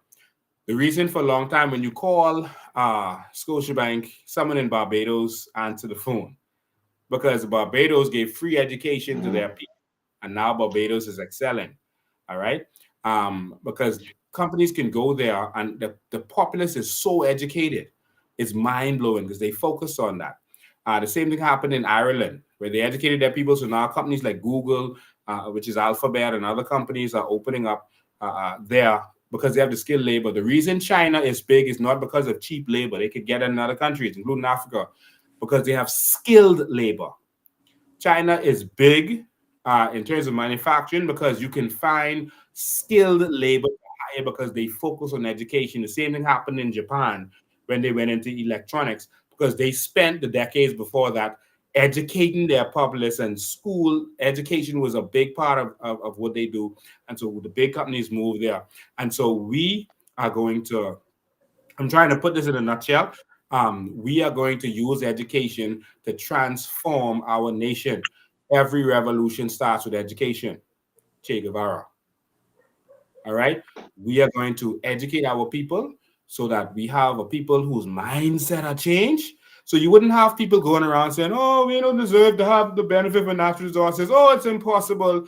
No. We prefer to have outside toilet, and we prefer to beg our MPs and depend on them. We're going to change this. And so the reason I'm talking to young people, and the reason I'm going to be focusing on young people is because if our generation fails us this election, you're in trouble. You're going to have to fight a greater fight than I am fighting right now. And I hope that something I inspire the next generation. Nelson Mandela did not let himself out of jail. He was forgotten for 27 years. And it was the new generation that woke up and they remembered in the 80s, they remembered this man from years before called Nelson Mandela, who was fighting. And they started to hit the streets because Nelson Mandela's generation failed him and failed themselves. And they decided to stand up and they got the world with them. So if our people are still so caught up on the PLP and FNM that they don't want to make change, that they want to continue to be beggars and stay in the wilderness for another 40 years, your generation is going to have to rise up. All of the tapes are there. All of the videos are there to inspire you, the new generation, to stand with me now or to stand after. Talk to your parents. We can't. My dad died in 2002. He never imagined that I would be paying VAT in 2016. He never imagined that. He never imagined we would have any kind of sales tax or income tax that they're now talking about, corporate tax. He never imagined that. But it's because he failed to stand up to Brent Simonet in their generation. And his daddy failed to stand up to Pop Simonet in their generation. I got to stand up. And so I hope that answered your question on education. For the person who called in, I just tried to put it in a nutshell. We are going to invest heavily in education. It's going to stop crime, et cetera, et cetera. Another thing that's going to be done, and I should let you all talk more and question me more, but I just have to answer this properly. When people benefit from their natural resources, they're not going to be inclined to steal and rob. They're not going to be. And that is going to solve crime in and of itself. And we're going to put in there for persons who do certain things. So open for questions for you all again. If you all have a question on anything I just said just now, or you want me to clarify something, the line is open, 803-5995. For those who are watching live, you can call in now, 803-5995 if you have another question. That was a good question, young man. But this is for the Joshua generation. And so we know we have to make that change. Y'all have any more questions? 803-5995 for persons who want to call in. If you want to make a statement, if you have a question on whatever is going on.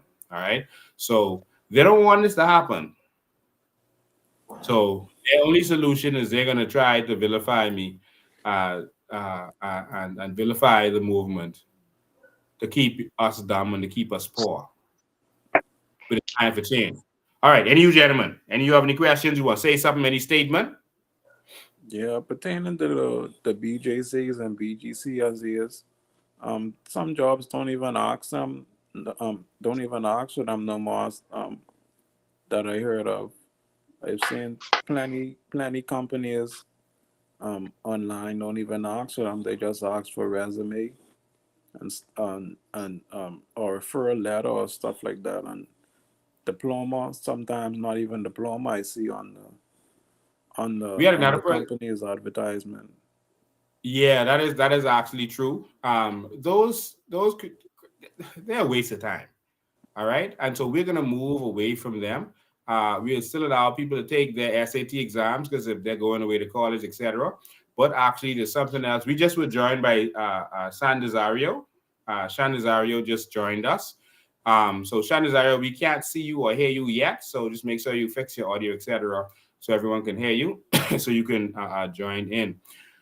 One thing we're going to do that we saw the Middle Eastern countries do, Qatar, Dubai, etc. We are going to target Ivy League schools and Division I schools in America to build a campus for them in the Bahamas at our cost.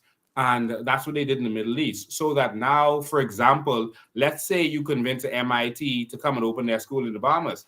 MIT only has a certain amount of seats in America. So when that's full, that's full. But you can get the same MIT education right here in the Bahamas that you can put in Andres, for example, and now make a college city. There are cities built around colleges in the United States. Boston has a lot of that.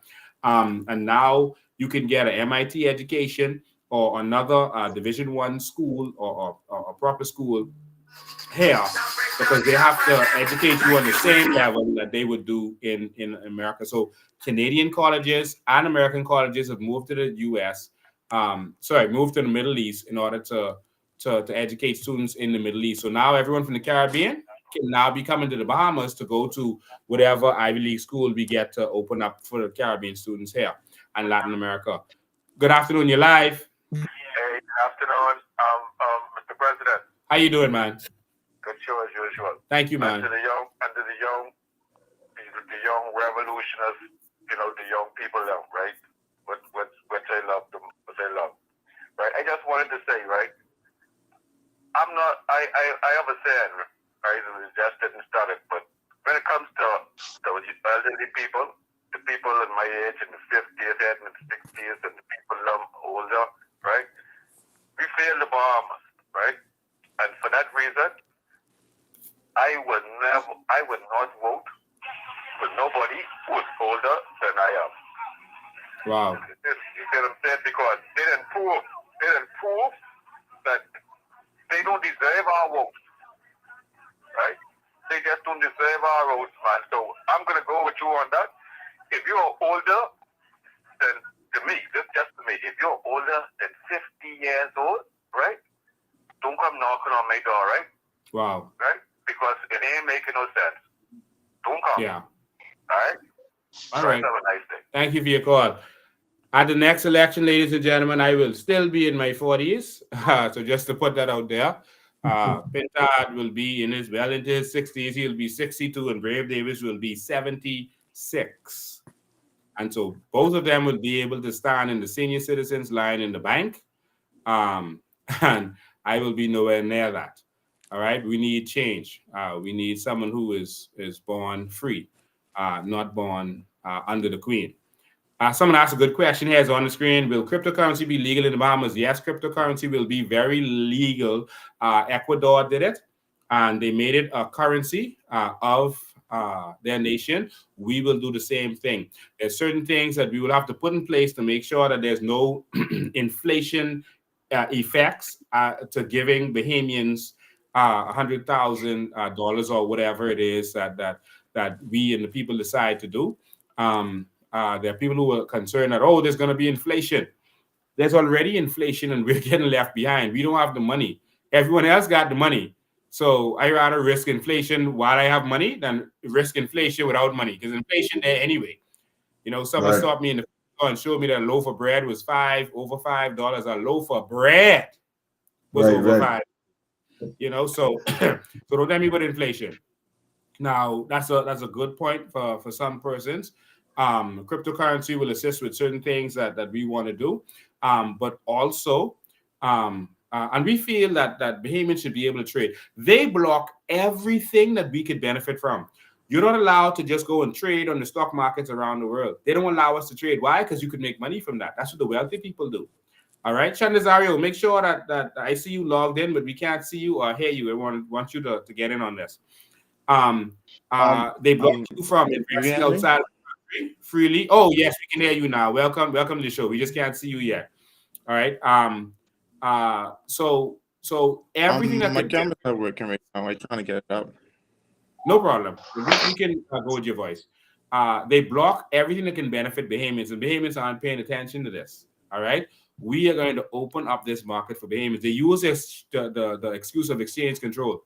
We're going to get rid of that. All right. We're going to get rid of exchange control. All right. And there's certain things that we have to do for that to happen. And one of the things may be dollarization. All right.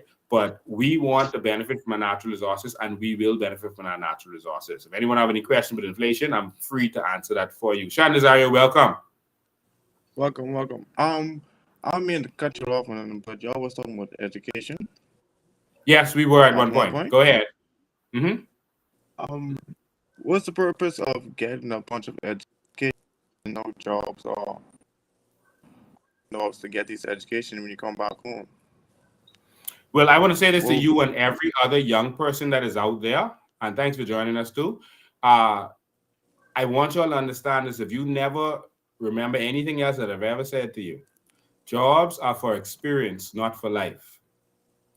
Jobs are for experience, not for life. They teach us our whole system is based on making us labor. And now we're in a situation where, because of the policies of the FNM and the PLP, we are being replaced as labor when that's all they taught us to be. But now we're being replaced. And so what else do we do but leave the country? So now Bahamians are starting to be like Jamaicans and Asians and going elsewhere for a better life. We never thought we would get to that. But that's where the problem comes in. And so we want an educated populace, because educated populace is able to think. We are going to let Bahamians benefit from their natural resources so that they can now be entrepreneurs. They can build the dreams that we need to see. God put inside each one of you a gift, something that's for this nation.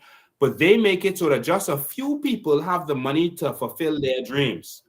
And they stop you from getting capital to keep you down.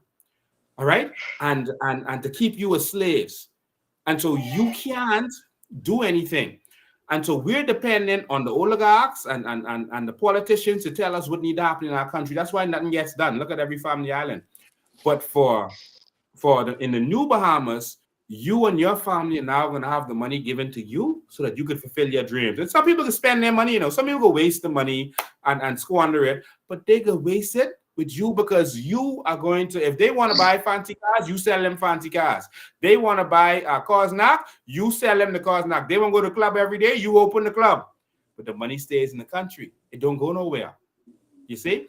And so eventually, when they see you coming up with your money, as an example, now we're going to have more examples of Bahamians coming up, not just through being a political crony, but coming up because they invested.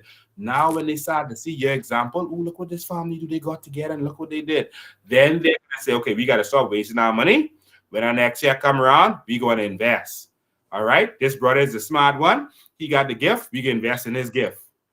You see, now it's going to start the transformation. And this is what happened all over the Middle East. And it happened in an experiment that they did in Canada, where they did the same thing. They gave away what is equivalent to $96,000 in our money today. They gave that to everyone in the whole state. And people didn't get lazy. They didn't get less education. They didn't do more drugs. Everything started to balance out. There was no crime, no corruption, less drug use from less stressed out people, and it fixed the whole nation. And this is the dream that we have for the Bahamian people. We're going to give you more education, and you are going to create the jobs. Jobs will not be for Bahamians. Jobs will be for the foreigners who come to work for us. So we're not anti-foreign. We don't feel that no one should come here and work for us. So get rid of all the Jamaicans, get rid of all the Haitians, all the Filipinos, all the Chinese. No. Y'all come. But you can work for us.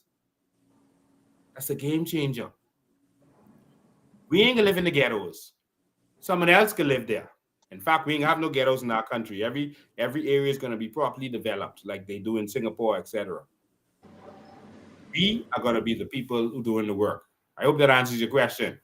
You have anything else you want to say? And also in inflation, why would the government try to control inflation if it'll bring more money to them in terms of taxes?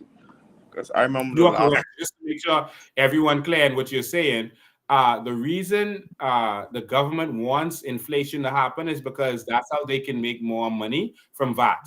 Because you pay VAT based on the price. So if the price of bread is $1, they get 10 cents right now. If the price of bread is $5, they get 50 cents. And they didn't have to increase taxes. All they did was make sure that inflation existed so they could get more money from you. So they could say, hey, no new taxes. Because we could tax you to death, because we can increase, make sure inflation happens.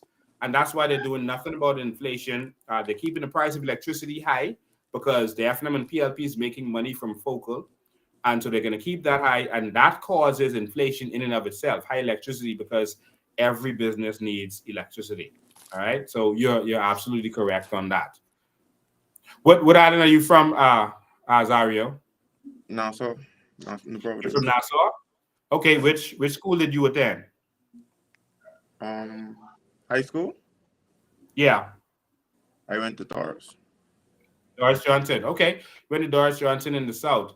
Um, we were talking earlier, and I just wanted to get your take on this. About, well, I mean, the education there is pretty good. But how do you feel about the education at Doris? It was good. It was good. Okay. And in terms of the social parts, the crime and what's a lot of the in Nassau, what's a lot of the issues that the young people have?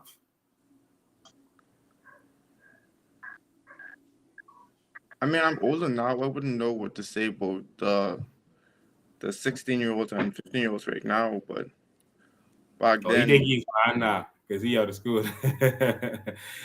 Yeah, go ahead, man. It's kidding. I mean, it changed a lot because when I was in high school, I see them having locks now. Like back then, we had a car hair ball. Like a Yeah, lot changed. yeah, Absolutely, I should say. yeah, yeah. So, and the young people in Nassau that you're talking to, what are some of the biggest concerns that the people in your age and the people under your age, what's some of their biggest concerns right now? Basically money because, like, what is the future living in the Bahamas like if only kind of jobs you get would actually making money right now is the hotel jobs, and and not everyone can get a hotel job. Do you understand the vision of the COI as it relates to tourism, with the hotels and the cruise ships, etc.? Um, I haven't really followed. Like, just ask questions But about. let me tell you what it is, just so you understand, and so that all of the young people would understand. Um, they have created plantations in the country, and we are going to take over those plantations. I got an example from the Cameron plantations in America, where the slaves actually bought out their master in the middle of slavery. They bought out their master. He was a little lazy. He wanted to move west, where all the gold stuff was going on, and he they convince them, listen, you can go, we'll do all the work, and we'll pay you for the plantation. And he said, y'all are slaves, y'all don't have no money to pay me off no plantation. They said, listen, man, we will pay you out in 5 years, and if we don't pay you in 5 years, you just keep the money we gave you and you come back and take your plantation back over. And he was like, okay, deal. Business wasn't going good for him anyway because he wasn't a good businessman, and he left the slaves on the plantation, and they took over the plantation. They freed all the slaves on their plantation, but they still acted like they were slaves so that the general public around them, the town, wouldn't know what was really going on. They always saw the slaves anyway because they would deliver stuff for him, and they would go shopping for the owners, etc., etc. So they didn't know what was going on, and these slaves took over. Hold on, line caller. They took over the plantation, and they did extremely well, and they became extremely wealthy. They had a head start. Other slave plantations started doing the same thing. They don't tell you these stories, but all over the Carolinas, the slaves actually started buying out their slaves plantation or taking them over, and there were over 140 something slave plantations that were slave owned. And they don't tell you this story because they don't want you to be inspired to do this kind of thing. But what we're going to do is we're going to take over these plantations. That don't mean no foreigners going to own hotels. Of course they will, all right? But we are now going to own plantations ourselves. We're going to own hotels, and we're going to bring people in to work for us. That's what they did in Dubai. When they found oil, they got a loan based on the value of their oil, and they started building these hotels and these skyscrapers and all of these attractions that people would want to come to see. And their tourism went from zero to tens of millions. While we're bragging about finally getting the 9 million, this desert nation already been there and done that. And we've been in tourism for all these years with all these tourism experts, and we bragging with 9.6 million tourists, and we right in the mouth of America. Jesus. All right, Yeah. Disney World getting 90 million tourists. Florida is getting 130 something million tourists, and when they get that little bit, they complain. All right, they ready to lynch the governor. All right, 130 something million tourists in Florida, and that's the ones they can count, because the ones who just drive there, they can't count them because they just drove in and stayed. That's the ones they can count, like us who flying in, etc., and staying in hotels. And we're right there and we brag about 9.6. We have to stop selling for less in our country. We're going to transform this thing. We're going to own the cruise ships. Every Bahamian will get a share, and then you can buy more shares based on your capability. But just for being a Bahamian, you're going to get a share in all of this, and we're going to make sure a piece of the pie goes to everybody.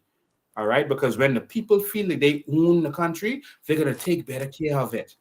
All right, and that's how we're going to transform the game. And I'm summarizing everything. But let's go to the phone lines. Good afternoon, you're live. Hey, good evening, Mr. Bean, and good evening, gentlemen. Good evening. I'm here in North Carolina.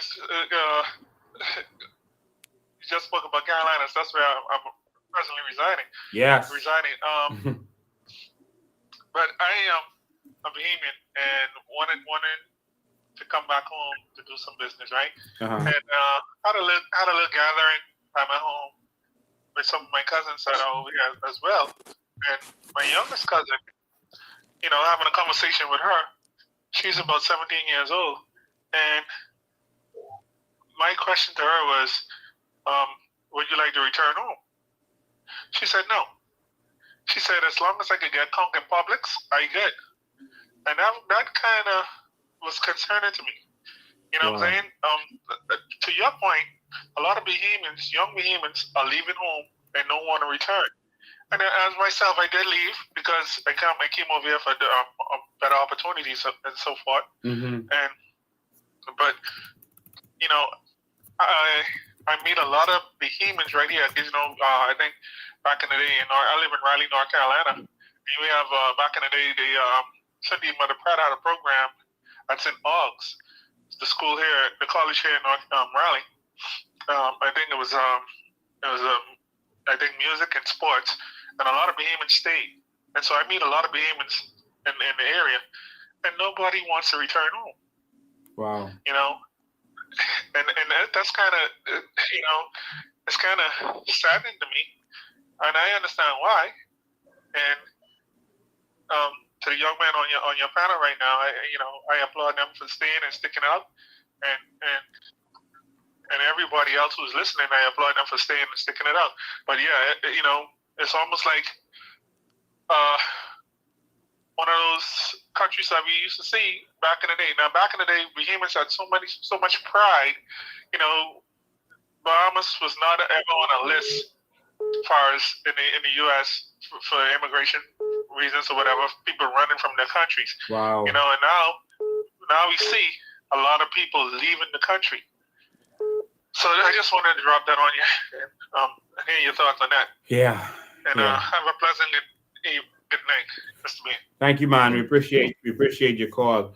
We have another call coming in. 8035-995. I think we lost you. 8035-995 is the number. You can call us back now. Bahamians are leaving for a better life, and we never thought that we would have to do this. But our country is falling apart on every level. And education system is a failure. Healthcare system is a failure. Crime is a failure. Services are a failure. Let's go to phone lines. Good afternoon. You're live. Good afternoon, Mr. Bendy Panel. Yes. Okay, I see you a panel of a lot of young men, which is encouraging. Yes. Now, I gotta tell anybody who, like myself, who have been off the university and came back home with some education, create your own job, create your own employment, create your own business. I took my business practice, all my theory-based information from university 15 years ago, 19 years ago, and I started businesses. Mm-hmm. That's what you go to university for. You don't go to university to go and run into someone else's country to build a country. You go to university to get the information and come back to your country, like I did, and become a man. Get a business. Mm-hmm. Don't go on someone's job. Not settle for the less. Not settle for anything. Break your ceilings. Establish your pay, like I did. When I came back from school and I started my business practice, I was making $150 an hour. 28, 29, 30, 31. $150 an hour. And I've been working on my own ever since. So I said, any place who go to school and spend all that money and get education, start a business. That's when I know you're serious. And to everyone who go on to school and stay, I say you're weak. because you come home and you fight. You can't fight for your country outside of the Bahamas. You can't be afraid to be victimized. You can't be afraid to lose everything if you're doing it for the right thing. So my advice to you is be like what I did. Come home, start my business, run for politics as independent, and run my country soon. So that's what big and real men do, no matter who you is. I'm 41 now. I've been working on my own ever since. And so y'all could do it. If I could do it 10 years ago, whoever we talking about, they this and they that and all this and opportunities, come here and create your opportunities and help build the country with us. That's all I have to say. Thank you for your call, man. How do y'all feel about that? Makes sense. Yeah, it is the only way. Anyone else want to say something on that?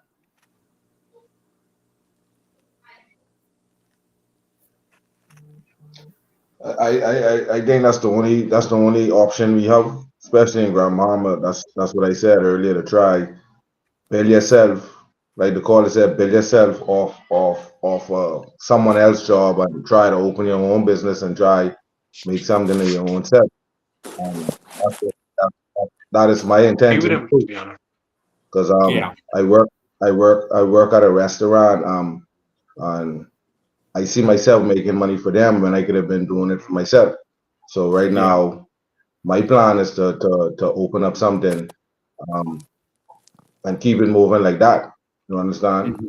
And that's what we need to all do over here instead of worrying why the minimum wage so low and they can't feed the kids and depending on the government for everything because the government can't and won't do everything. So that's my 5 cents on that. Right? Yeah. I had my mother's best friend. Her name was Helen, and she's passed away now. But she started with Checkers Cafe, and she gave them their name for food, and then eventually, they kind of replaced her, and they started hiring these other people, the Haitians, etc. And next thing, she was without a job. And she went to Double D's. If you're in Nassau, you might remember what Double D's was, and she gave them their good name for food, and they did the same thing happened there. It's like the business owners keep replacing you because they need to make more profits, and there's no such thing as a secure job, and we have to get our people out of this job mindset, and the future of the Bahamas and for our young people is not go to school, get a good education, to come back and work for somebody, to live the Bahamian dream, which is a government home and a Honda with rims. Those days are over. All right. We are going to own this nation, and we have to train our people to own this nation. When we go into the promised land, we're not going into the promised land to be slaves. We are coming out of slavery, and we have been in the wilderness for too long. And now the Joshua generation is going to cross over Jordan. And the first thing they did in Jordan when they took that over was they gave every single person a piece of land. And they cast lots. There's a flat disc they flip. That's what a lot is that the priest kept. I'll come to you right now. Just hold the line. They cast lots. They flip the disc that the priest carried with them. And heads, you get that piece. Tail, you get that piece. And that's why they call plots of land now today lots. Because the children of Israel, they cast lots in order to determine who get what piece of land. So the first thing that they did was give everybody a piece of land. That's empowerment. The first thing, for those of you who believe in God, the first in the Bible, the first thing God gave man was land. Mm. And told them about the natural resources on it. And it was to be used for their benefit. And that's what happened with the promised land. It's a land of milk and honey. The fruits are this big. And this is the new thinking of the new generation. And we will get there, and we will get there together. But we got to fight for the promised land. All right? So Bahamians got to stop being soft. The people in power will not give this to you. Brave Davis ain't giving this to you. If Chester Cooper come next, he ain't giving you nothing. He can come and make himself look good, make himself sound good, so that he can continue for him and his people to be rich. Pintard ain't giving you nothing. No. You got to take this. Right. Phone lines. Good afternoon. You're live. Good afternoon, Mr. President. Mr. President, it's a privilege to be watching this and listening and seeing these young lions out there. Thank you. You know, because how I see it is, this new generation, the generation of lions, it's time for them to eat. Yes. The hyenas in the land and the old lazy old pot cakes, pushing them aside. You know, like when you look at those documentaries, you see the old lion sitting there, and hyenas they eating up things in the ecosystem that didn't supposed to eat, bringing the whole thing down, and they pushing the lion saying, listen, hyenas in the land, and the old lion he laying down. But no, now here it is, the old lions, the old pot cakes are being challenged, and they don't like it. Yes. And now as I'm looking on the screen and I see these young men and I say, you know what? There are thousands of young Bahamian men and women out there. The young lions, the young lion tops. It's time for them to eat. It's time to eat. It's time to stand up. Because the thing is, I can share my personal experience as working downtown Nassau at a jewelry store, jewelry perfume store. And I'm telling you, when the Indians gonna tell me, you cannot use the bathroom in here, go to the supermarket or go to Burger King, you cannot use the bathroom in here in my own country. Or you cannot bring your cell phone to work. Do you understand what I'm saying? In my own country. Go back on the sidewalk, get the people that come in the store. That's your job. What are you doing inside? Go outside. You understand what I'm saying? Yeah. Here it is. Now, I encourage the tourists to come inside the store and say, welcome to the Bahamas. Good morning, welcome to the Bahamas. Welcome to such and such store. You know, they come on in, we have blank. And they come inside the store. And then our foreign owners, people only full smile to these people. Mm-hmm. Because the bottom line is, they just want their money. They want their money. That's it. Yeah. And if those people doesn't buy, then they say to me, listen, just don't send anyone inside the store. Look for the people with the money. Let them come to us. But then at the end of the week, they give us crumbs and send us back over the hill. Wow. They send us out from downtown because downtown Nassau, I look at it as a wall. People coming into our city, and we have foreign nationals at the city gates, collecting the best that what these people have in their pockets, that they taken from them. But insult to the Bahamian workers in these stores downtown, it's unbelievable. Thank you. Mr. President, I remember I sent you a photo of some ladies wearing a particular T-shirt. Yeah, it was insulting. It's very, very insulting. They make our women wear certain uniforms and call the other foreign nationals, say, look at them, look what they're wearing. Yeah. You understand what I'm saying? All right. But we should do better. Thank you, Coleman. Yeah. Thank you for the young lions. It's time for the young lions to eat. Yeah, man. We will do better. This texter had a comment. It was very interesting. He said, why not teach fishing and sailing in high school since we have 100,000 square miles of ocean? Yes, we are going to master in everything in the ocean. The ocean is where our wealth is, and we are going to master the ocean. That is where the money is, with our treasure, with our aragonite, with our sand, etc., with our fish and the natural resources in the ocean. Fish farming is huge. The majority of fish eaten in the world today are farmed fish. China is number one in that. We're going to take that over because we can farm in some of our harbors and it can be healthy. But I just want everyone to know, all right? We're not interested in giving you a fish. That's the BLB. We're not interested in teaching you how to fish. It's kind of the F&M. We're interested in teaching you how to own the boat. And I hope you get the difference. It's time for us to be the owners. We need to own the boat, own the equipment, and own the business. We don't want to feed you. We don't want you to just feed yourselves. We want you to feed others so that you can be an entrepreneur and that you can be a benefit to this world. We come in to own the boat. That's what this is all about. The new generation, a new kind of thinking. I'm Lincoln Bain, and I'm a runaway slave. I'm calling on all Bahamians to join me. I just want a last word from each one of you gentlemen. What do you want to say to people your age? What do you want to say to the politicians in this country? The people their age, and to the politicians running this country. Well, you have a word for them.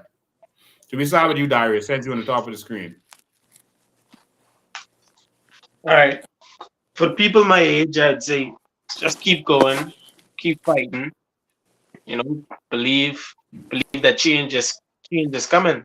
You know, and to the politicians, I would say like find time to communicate with us. You know what I mean? Stop isolating yourself, making it seem as if you're all better than everybody else. And yeah. Thank you, man. Fred, you next. To the people at my age, I just want to say to pay attention to the trends. Like you said, it's always a trend with these two organizations. Um, Pay attention to the games they play and realize that everything they do is not with the benefit of the Bahamian people, but to benefit their pockets. And you know, to the politicians, I just want to say, just do a better job. All right, thank you, man, and looking forward to meeting you one day soon. John. Hey, yeah, to all my people, just keep it moving, keep doing what you've been doing. Just know the way. And for the politicians, we have a voice too. You understand? We are the ones that could vote. We are the ones who put you there. So you should sometimes, like Darius says, take a time out and go around. Don't wait for election time when you're looking for a vote to hear the concerns of the Bahamian citizens. So just keep your ears open and listen, and that probably might help you to stay where you're at for another couple of years. If not, then you gotta go. So just hold on, young people. Keep the fight going and keep hustling. Zario.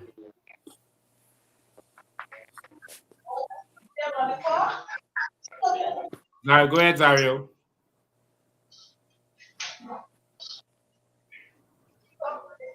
Okay, I don't think we're getting any audio from Zario. This last comment on here, someone says, "What is this I listening to? What is this I listening to? Isn't this Lincoln Bain who promised Bahamians $100,000? Dude will say anything for a vote." Um, these are the trolls who don't want Bahamians to benefit from anything. These are the paid trolls who don't want us to benefit from anything. And I would ask this person to go back and watch this show. I think I answered that question. And we hope that you will wake up. Let me take this last call. Good afternoon, you're live. Okay, we lost them. Sorry about that caller. Ladies and gentlemen, we're looking for a new Bahamas. We're not promising anyone anything for a vote, but we're promising you that if you keep voting the same way you've been voting, you're going to keep getting what you've been getting. If you vote differently, you will get something different. I think that's common sense. And we must be insane to keep doing the same thing that we've been doing. Okay, this person keeps calling, so let me just take this last call. Good afternoon, you're live. Good evening, Mr. Ben. Good evening. And good evening to the panelists you out there. Yes. It's great to see you have these young men who are standing up in this time and in this age for the next generation. It's a privilege and it's an honor to see you have them out there on tonight, standing up for their peers and for the Bahamas at large. Yes. You know, Mr. Bean, I don't see no future right now for our young men and our young women in the Bahamas because there's no legislations that's being passed for the young people to be able to even have proper education, proper sports, proper healthcare in this country. I believe it's time that the people open up their eyes and see that if they was to get sick today or tomorrow, we don't have a proper healthcare to even take care of them if they have to have surgery. I mean, you have to get out of this country and go maybe to the States to get the proper health care you need. And when you talk about education, I mean, our people in Grand Bahama have to leave Grand Bahama to go to Nassau to take any type of test, whatever it is, to practice their education. They have to Go to Nassau, you don't have a proper place in Grand Bahama. I'm trying to figure out really and truly if our politicians, if our leaders are serious about our young people in the Bahamas, and especially in Grand Bahama, because children are coming out of school in June. I'm wondering what's the plan for them when they come out, and it's bad to see that our people are leaving the Bahamas and are going abroad for a better life when we here in the Bahamas, we are blessed to be in this land. Everybody is coming here and are benefiting except the Bahamian people. It's time for the Bahamian people to stand up and demand that we benefit from this country, because this country is wealthy. We see it just by going on the beach. Everybody come here to visit our beach, Mr. Pitt. Yeah. Everybody come here to visit this country. So that we are this country, and we are not blessed, and we are not being blessed because we continue to elect leaders who don't have no vision and no love for the Bahamian people. So I just hope our people wake up and smell the coffee and see that these people who are we put to represent us, they don't love us. They don't care for us. So we need to elect persons who love us.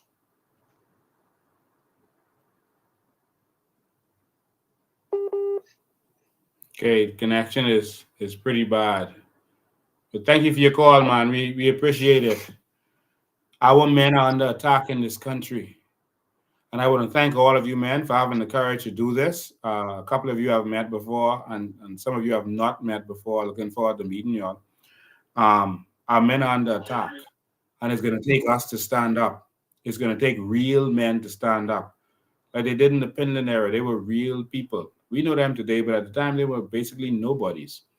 And they decided to stand up and do what they have to do. And so we're calling on all of our men to come and unite together, join together to fight for our nation. We can't let this go. We have to stand up and fight. We can't all just leave and go away and leave our Bahamas to be taken over by others. I'm going to stand and fight to the last man.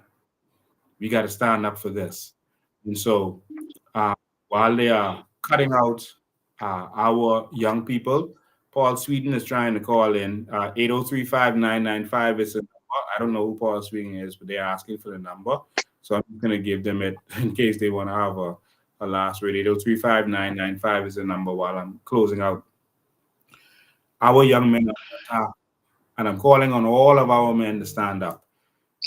You see other new third parties popping up and trying to say they want to do their thing. Makes more sense for them to come together instead of trying to do their own thing. You're not going to win like that. We got to work together, unite. If we believe in this new Bahamas, if we believe that the PLP and FNM have been failing us, we have to stand up and come together. Let's not waste time. Let's stand united and save our nation. So for all the young people out there, the older people might be caught up on PLP and FNM and treating it like a sport. They're not thinking about you, if that's what their feelings are. They're thinking about their politicians and a little contract here and there. We can change that. Those days are over. And so thank you all for being a part of this, being brave enough to have this conversation. And we're looking forward to meet you all. Ladies and gentlemen, our convention is on the 13th. It is really the official launch of our organization. We were a group of independents working together before, but we're now forming an official party. We're going to launch our constitution. We're going to vote for our leader, deputy leader, and chairman, and all the other positions. And so on April 13th, all right, we want you to show up in the evening and hear what we have to say, and we're going to start the fight for this new Bahamas. It all begins on April 13th. We are going to stand up and fight. We're going to officially launch, and we're going to get this going. That morning, for persons who are delegates, you'll be able to come in and vote for the leadership of this organization, and then we will move forward. We believe that election is next year. That's what we believe. That Brave is going to call it next year. He won't wait until 2026. We believe he's going to call it next year, and there's certain reasons, but we'll get into that. All right. But thank you to all of you young people that tuned in. Thank you to all of the young people that participated in this. We are going to take the country back. This is not going to happen if we do the right thing. This is going to happen if you do the right thing. How do you spread the message? The media is blocking us at this time. So there are people out there saying, "Oh, Lincoln Bain is going quiet," but I'm on here every Sunday. And last month we went to Abaco and tore up the place, and the government came following us. Trying to make promises. Right? We've not stopped doing what we are doing. We are still all out trying to save this country, but they're not showing us in the papers and in the media. So people are thinking that we have gone quiet. So whenever you hear people say that, just tell them that I am on every Sunday at 5 o'clock, where they can come and they can hear the message of the New Bahamas and they can see exactly what's going on. We've not gone quiet. But how is this message going to spread? Every family member and friend that you have, you talk to them. You work on them. One person at a time. I've had people reaching me and showing me, calling me in groups of people saying, "Lincoln, I was the only one in my house who voted COI last time. Now my whole house, 10 people voting COI this time." That means we just multiplied by 10. You may have a house with 6 people. Right. You work on your house. Now we multiplied by 6. You have your co-workers. They may not believe a politician. They're going to say, "Oh, Lincoln Bain is trying to sell dreams. This is impossible. Let's just keep dealing with Crooked Brave, them, Crooked Pinta, them, and Crooked whoever them. Let's just keep them because we can't get $100,000. They want to make you focus on the wrong thing so that you keep getting no hospital, no services, no nothing in this country. But you got to talk to your people because they trust you. All right. And you got to keep coming here for the message every Sunday. If there's a question they ask you and you don't understand, you come here and you ask me that tough question, or you let them tune in and you say, "Okay, I'm going to ask Lincoln this question live. I want you listening for him to answer the question." And it's any question. I don't mind. Even questions about my personal life, I answer because I feel that all politicians should be accountable to the people. All right. And so I've said to someone recently when they called me and asked me questions about me, I said, "Listen, if the PLP and F&M had anything on me, anything, they would have jailed me long time. They would have destroyed me long time." Think about that. I've been fighting them for 20 years, calling their names, exposing them. If they had anything on me, I would have been gone a long time. So I have no problem answering any questions, but we have to spread the message. So I am not a messenger. We are the messengers of a new Bahamas, and we will fight this fight together.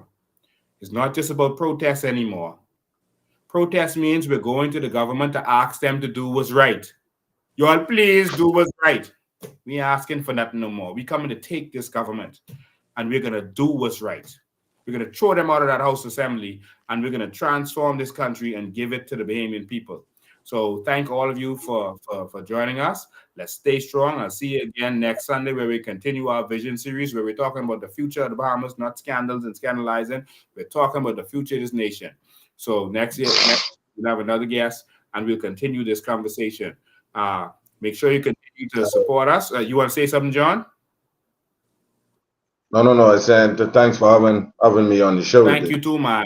And ladies and gentlemen, these are the QR codes. You can scan these or click the link that just showed up on your chat, and you can donate to the party. Remember, it takes money to get this done. Even those crooked parties raise money, and so you can go here to GoFundMe, or go here, or just go to our website and you can make donations, or support us when we're doing whatever it is out there that we're doing. All right.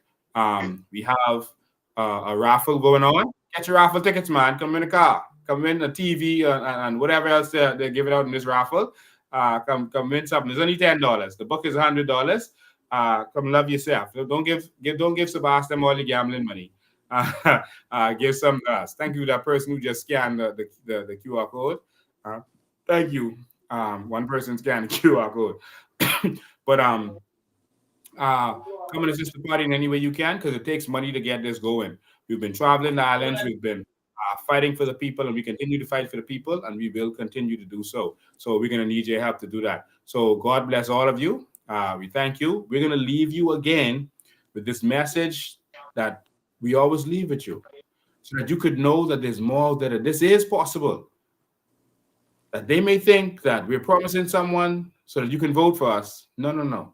Countries have already done everything that we're talking about. And all we need is different leadership. Thank you for tuning in. God bless you. We love you. See you next time. You know, a lot of people wonder how Dubai became a very big, famous, and rich city. You see, if you're comparing with Nigeria, listen to this. Nigeria has oil before than Dubai. It's a history. They are more rich than us. They have agriculture, they have mining, they have everything, you name it, they have it. Am I right or wrong? When you have a true leadership, which we have nothing, but we have everything because we have the right leadership. That's the only thing you need, a right leader for your country, not corruption. That's what.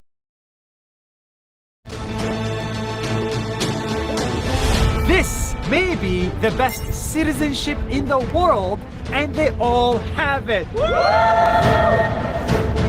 Because of this card, they get free land, free education, free weddings, free hospitals, and even a free funeral. It's the citizenship of a country in the Middle East called the United Arab Emirates. This is what life is like for citizens from the Emirate of Dubai. And because the city is so generous, they get the craziest benefits I have ever seen. Are you ready for this? When you are born, your parents pay nothing. Your delivery and checkups for the next 9 months are all free. Then you grow up and you go to school. Local school in Dubai is free! And so are universities, because Dubai will pay for you to get a degree. I studied at Zayed University and New York University, both for free. Who's gonna pay for that? The government. Then you get married. If you can't afford the wedding, you get $20,000 to throw a wedding. And after marriage, every local Dubai family gets this: free land. Did you get free land? Yes. Did you get free land? Yes. Did you get free land? Sure, yes. And if you cannot afford the home, then you get a grant to build it for free. I also can't afford building a house. I can get a 0-interest loan on housing. Zero? Zero. If you need to go to the hospitals are free. And if you need surgery that's not available here, they will fly you to another country to get treatment for free. When you become a senior citizen, you get discounts, many discounts. And if you live alone and can't afford it, Dubai will even send a caretaker to look after you for free. And when you die, well, in Dubai, that's also free. Your funeral will be taken care of, and Dubai will build a full tent with air conditioning within 5 hours of your death next to your home, so your friends can come and say goodbye to you. The point of government is to take care of people, and in Dubai, they take it to the extreme. Imagine if every city, every state, every government in the world did this. We would have a much happier world.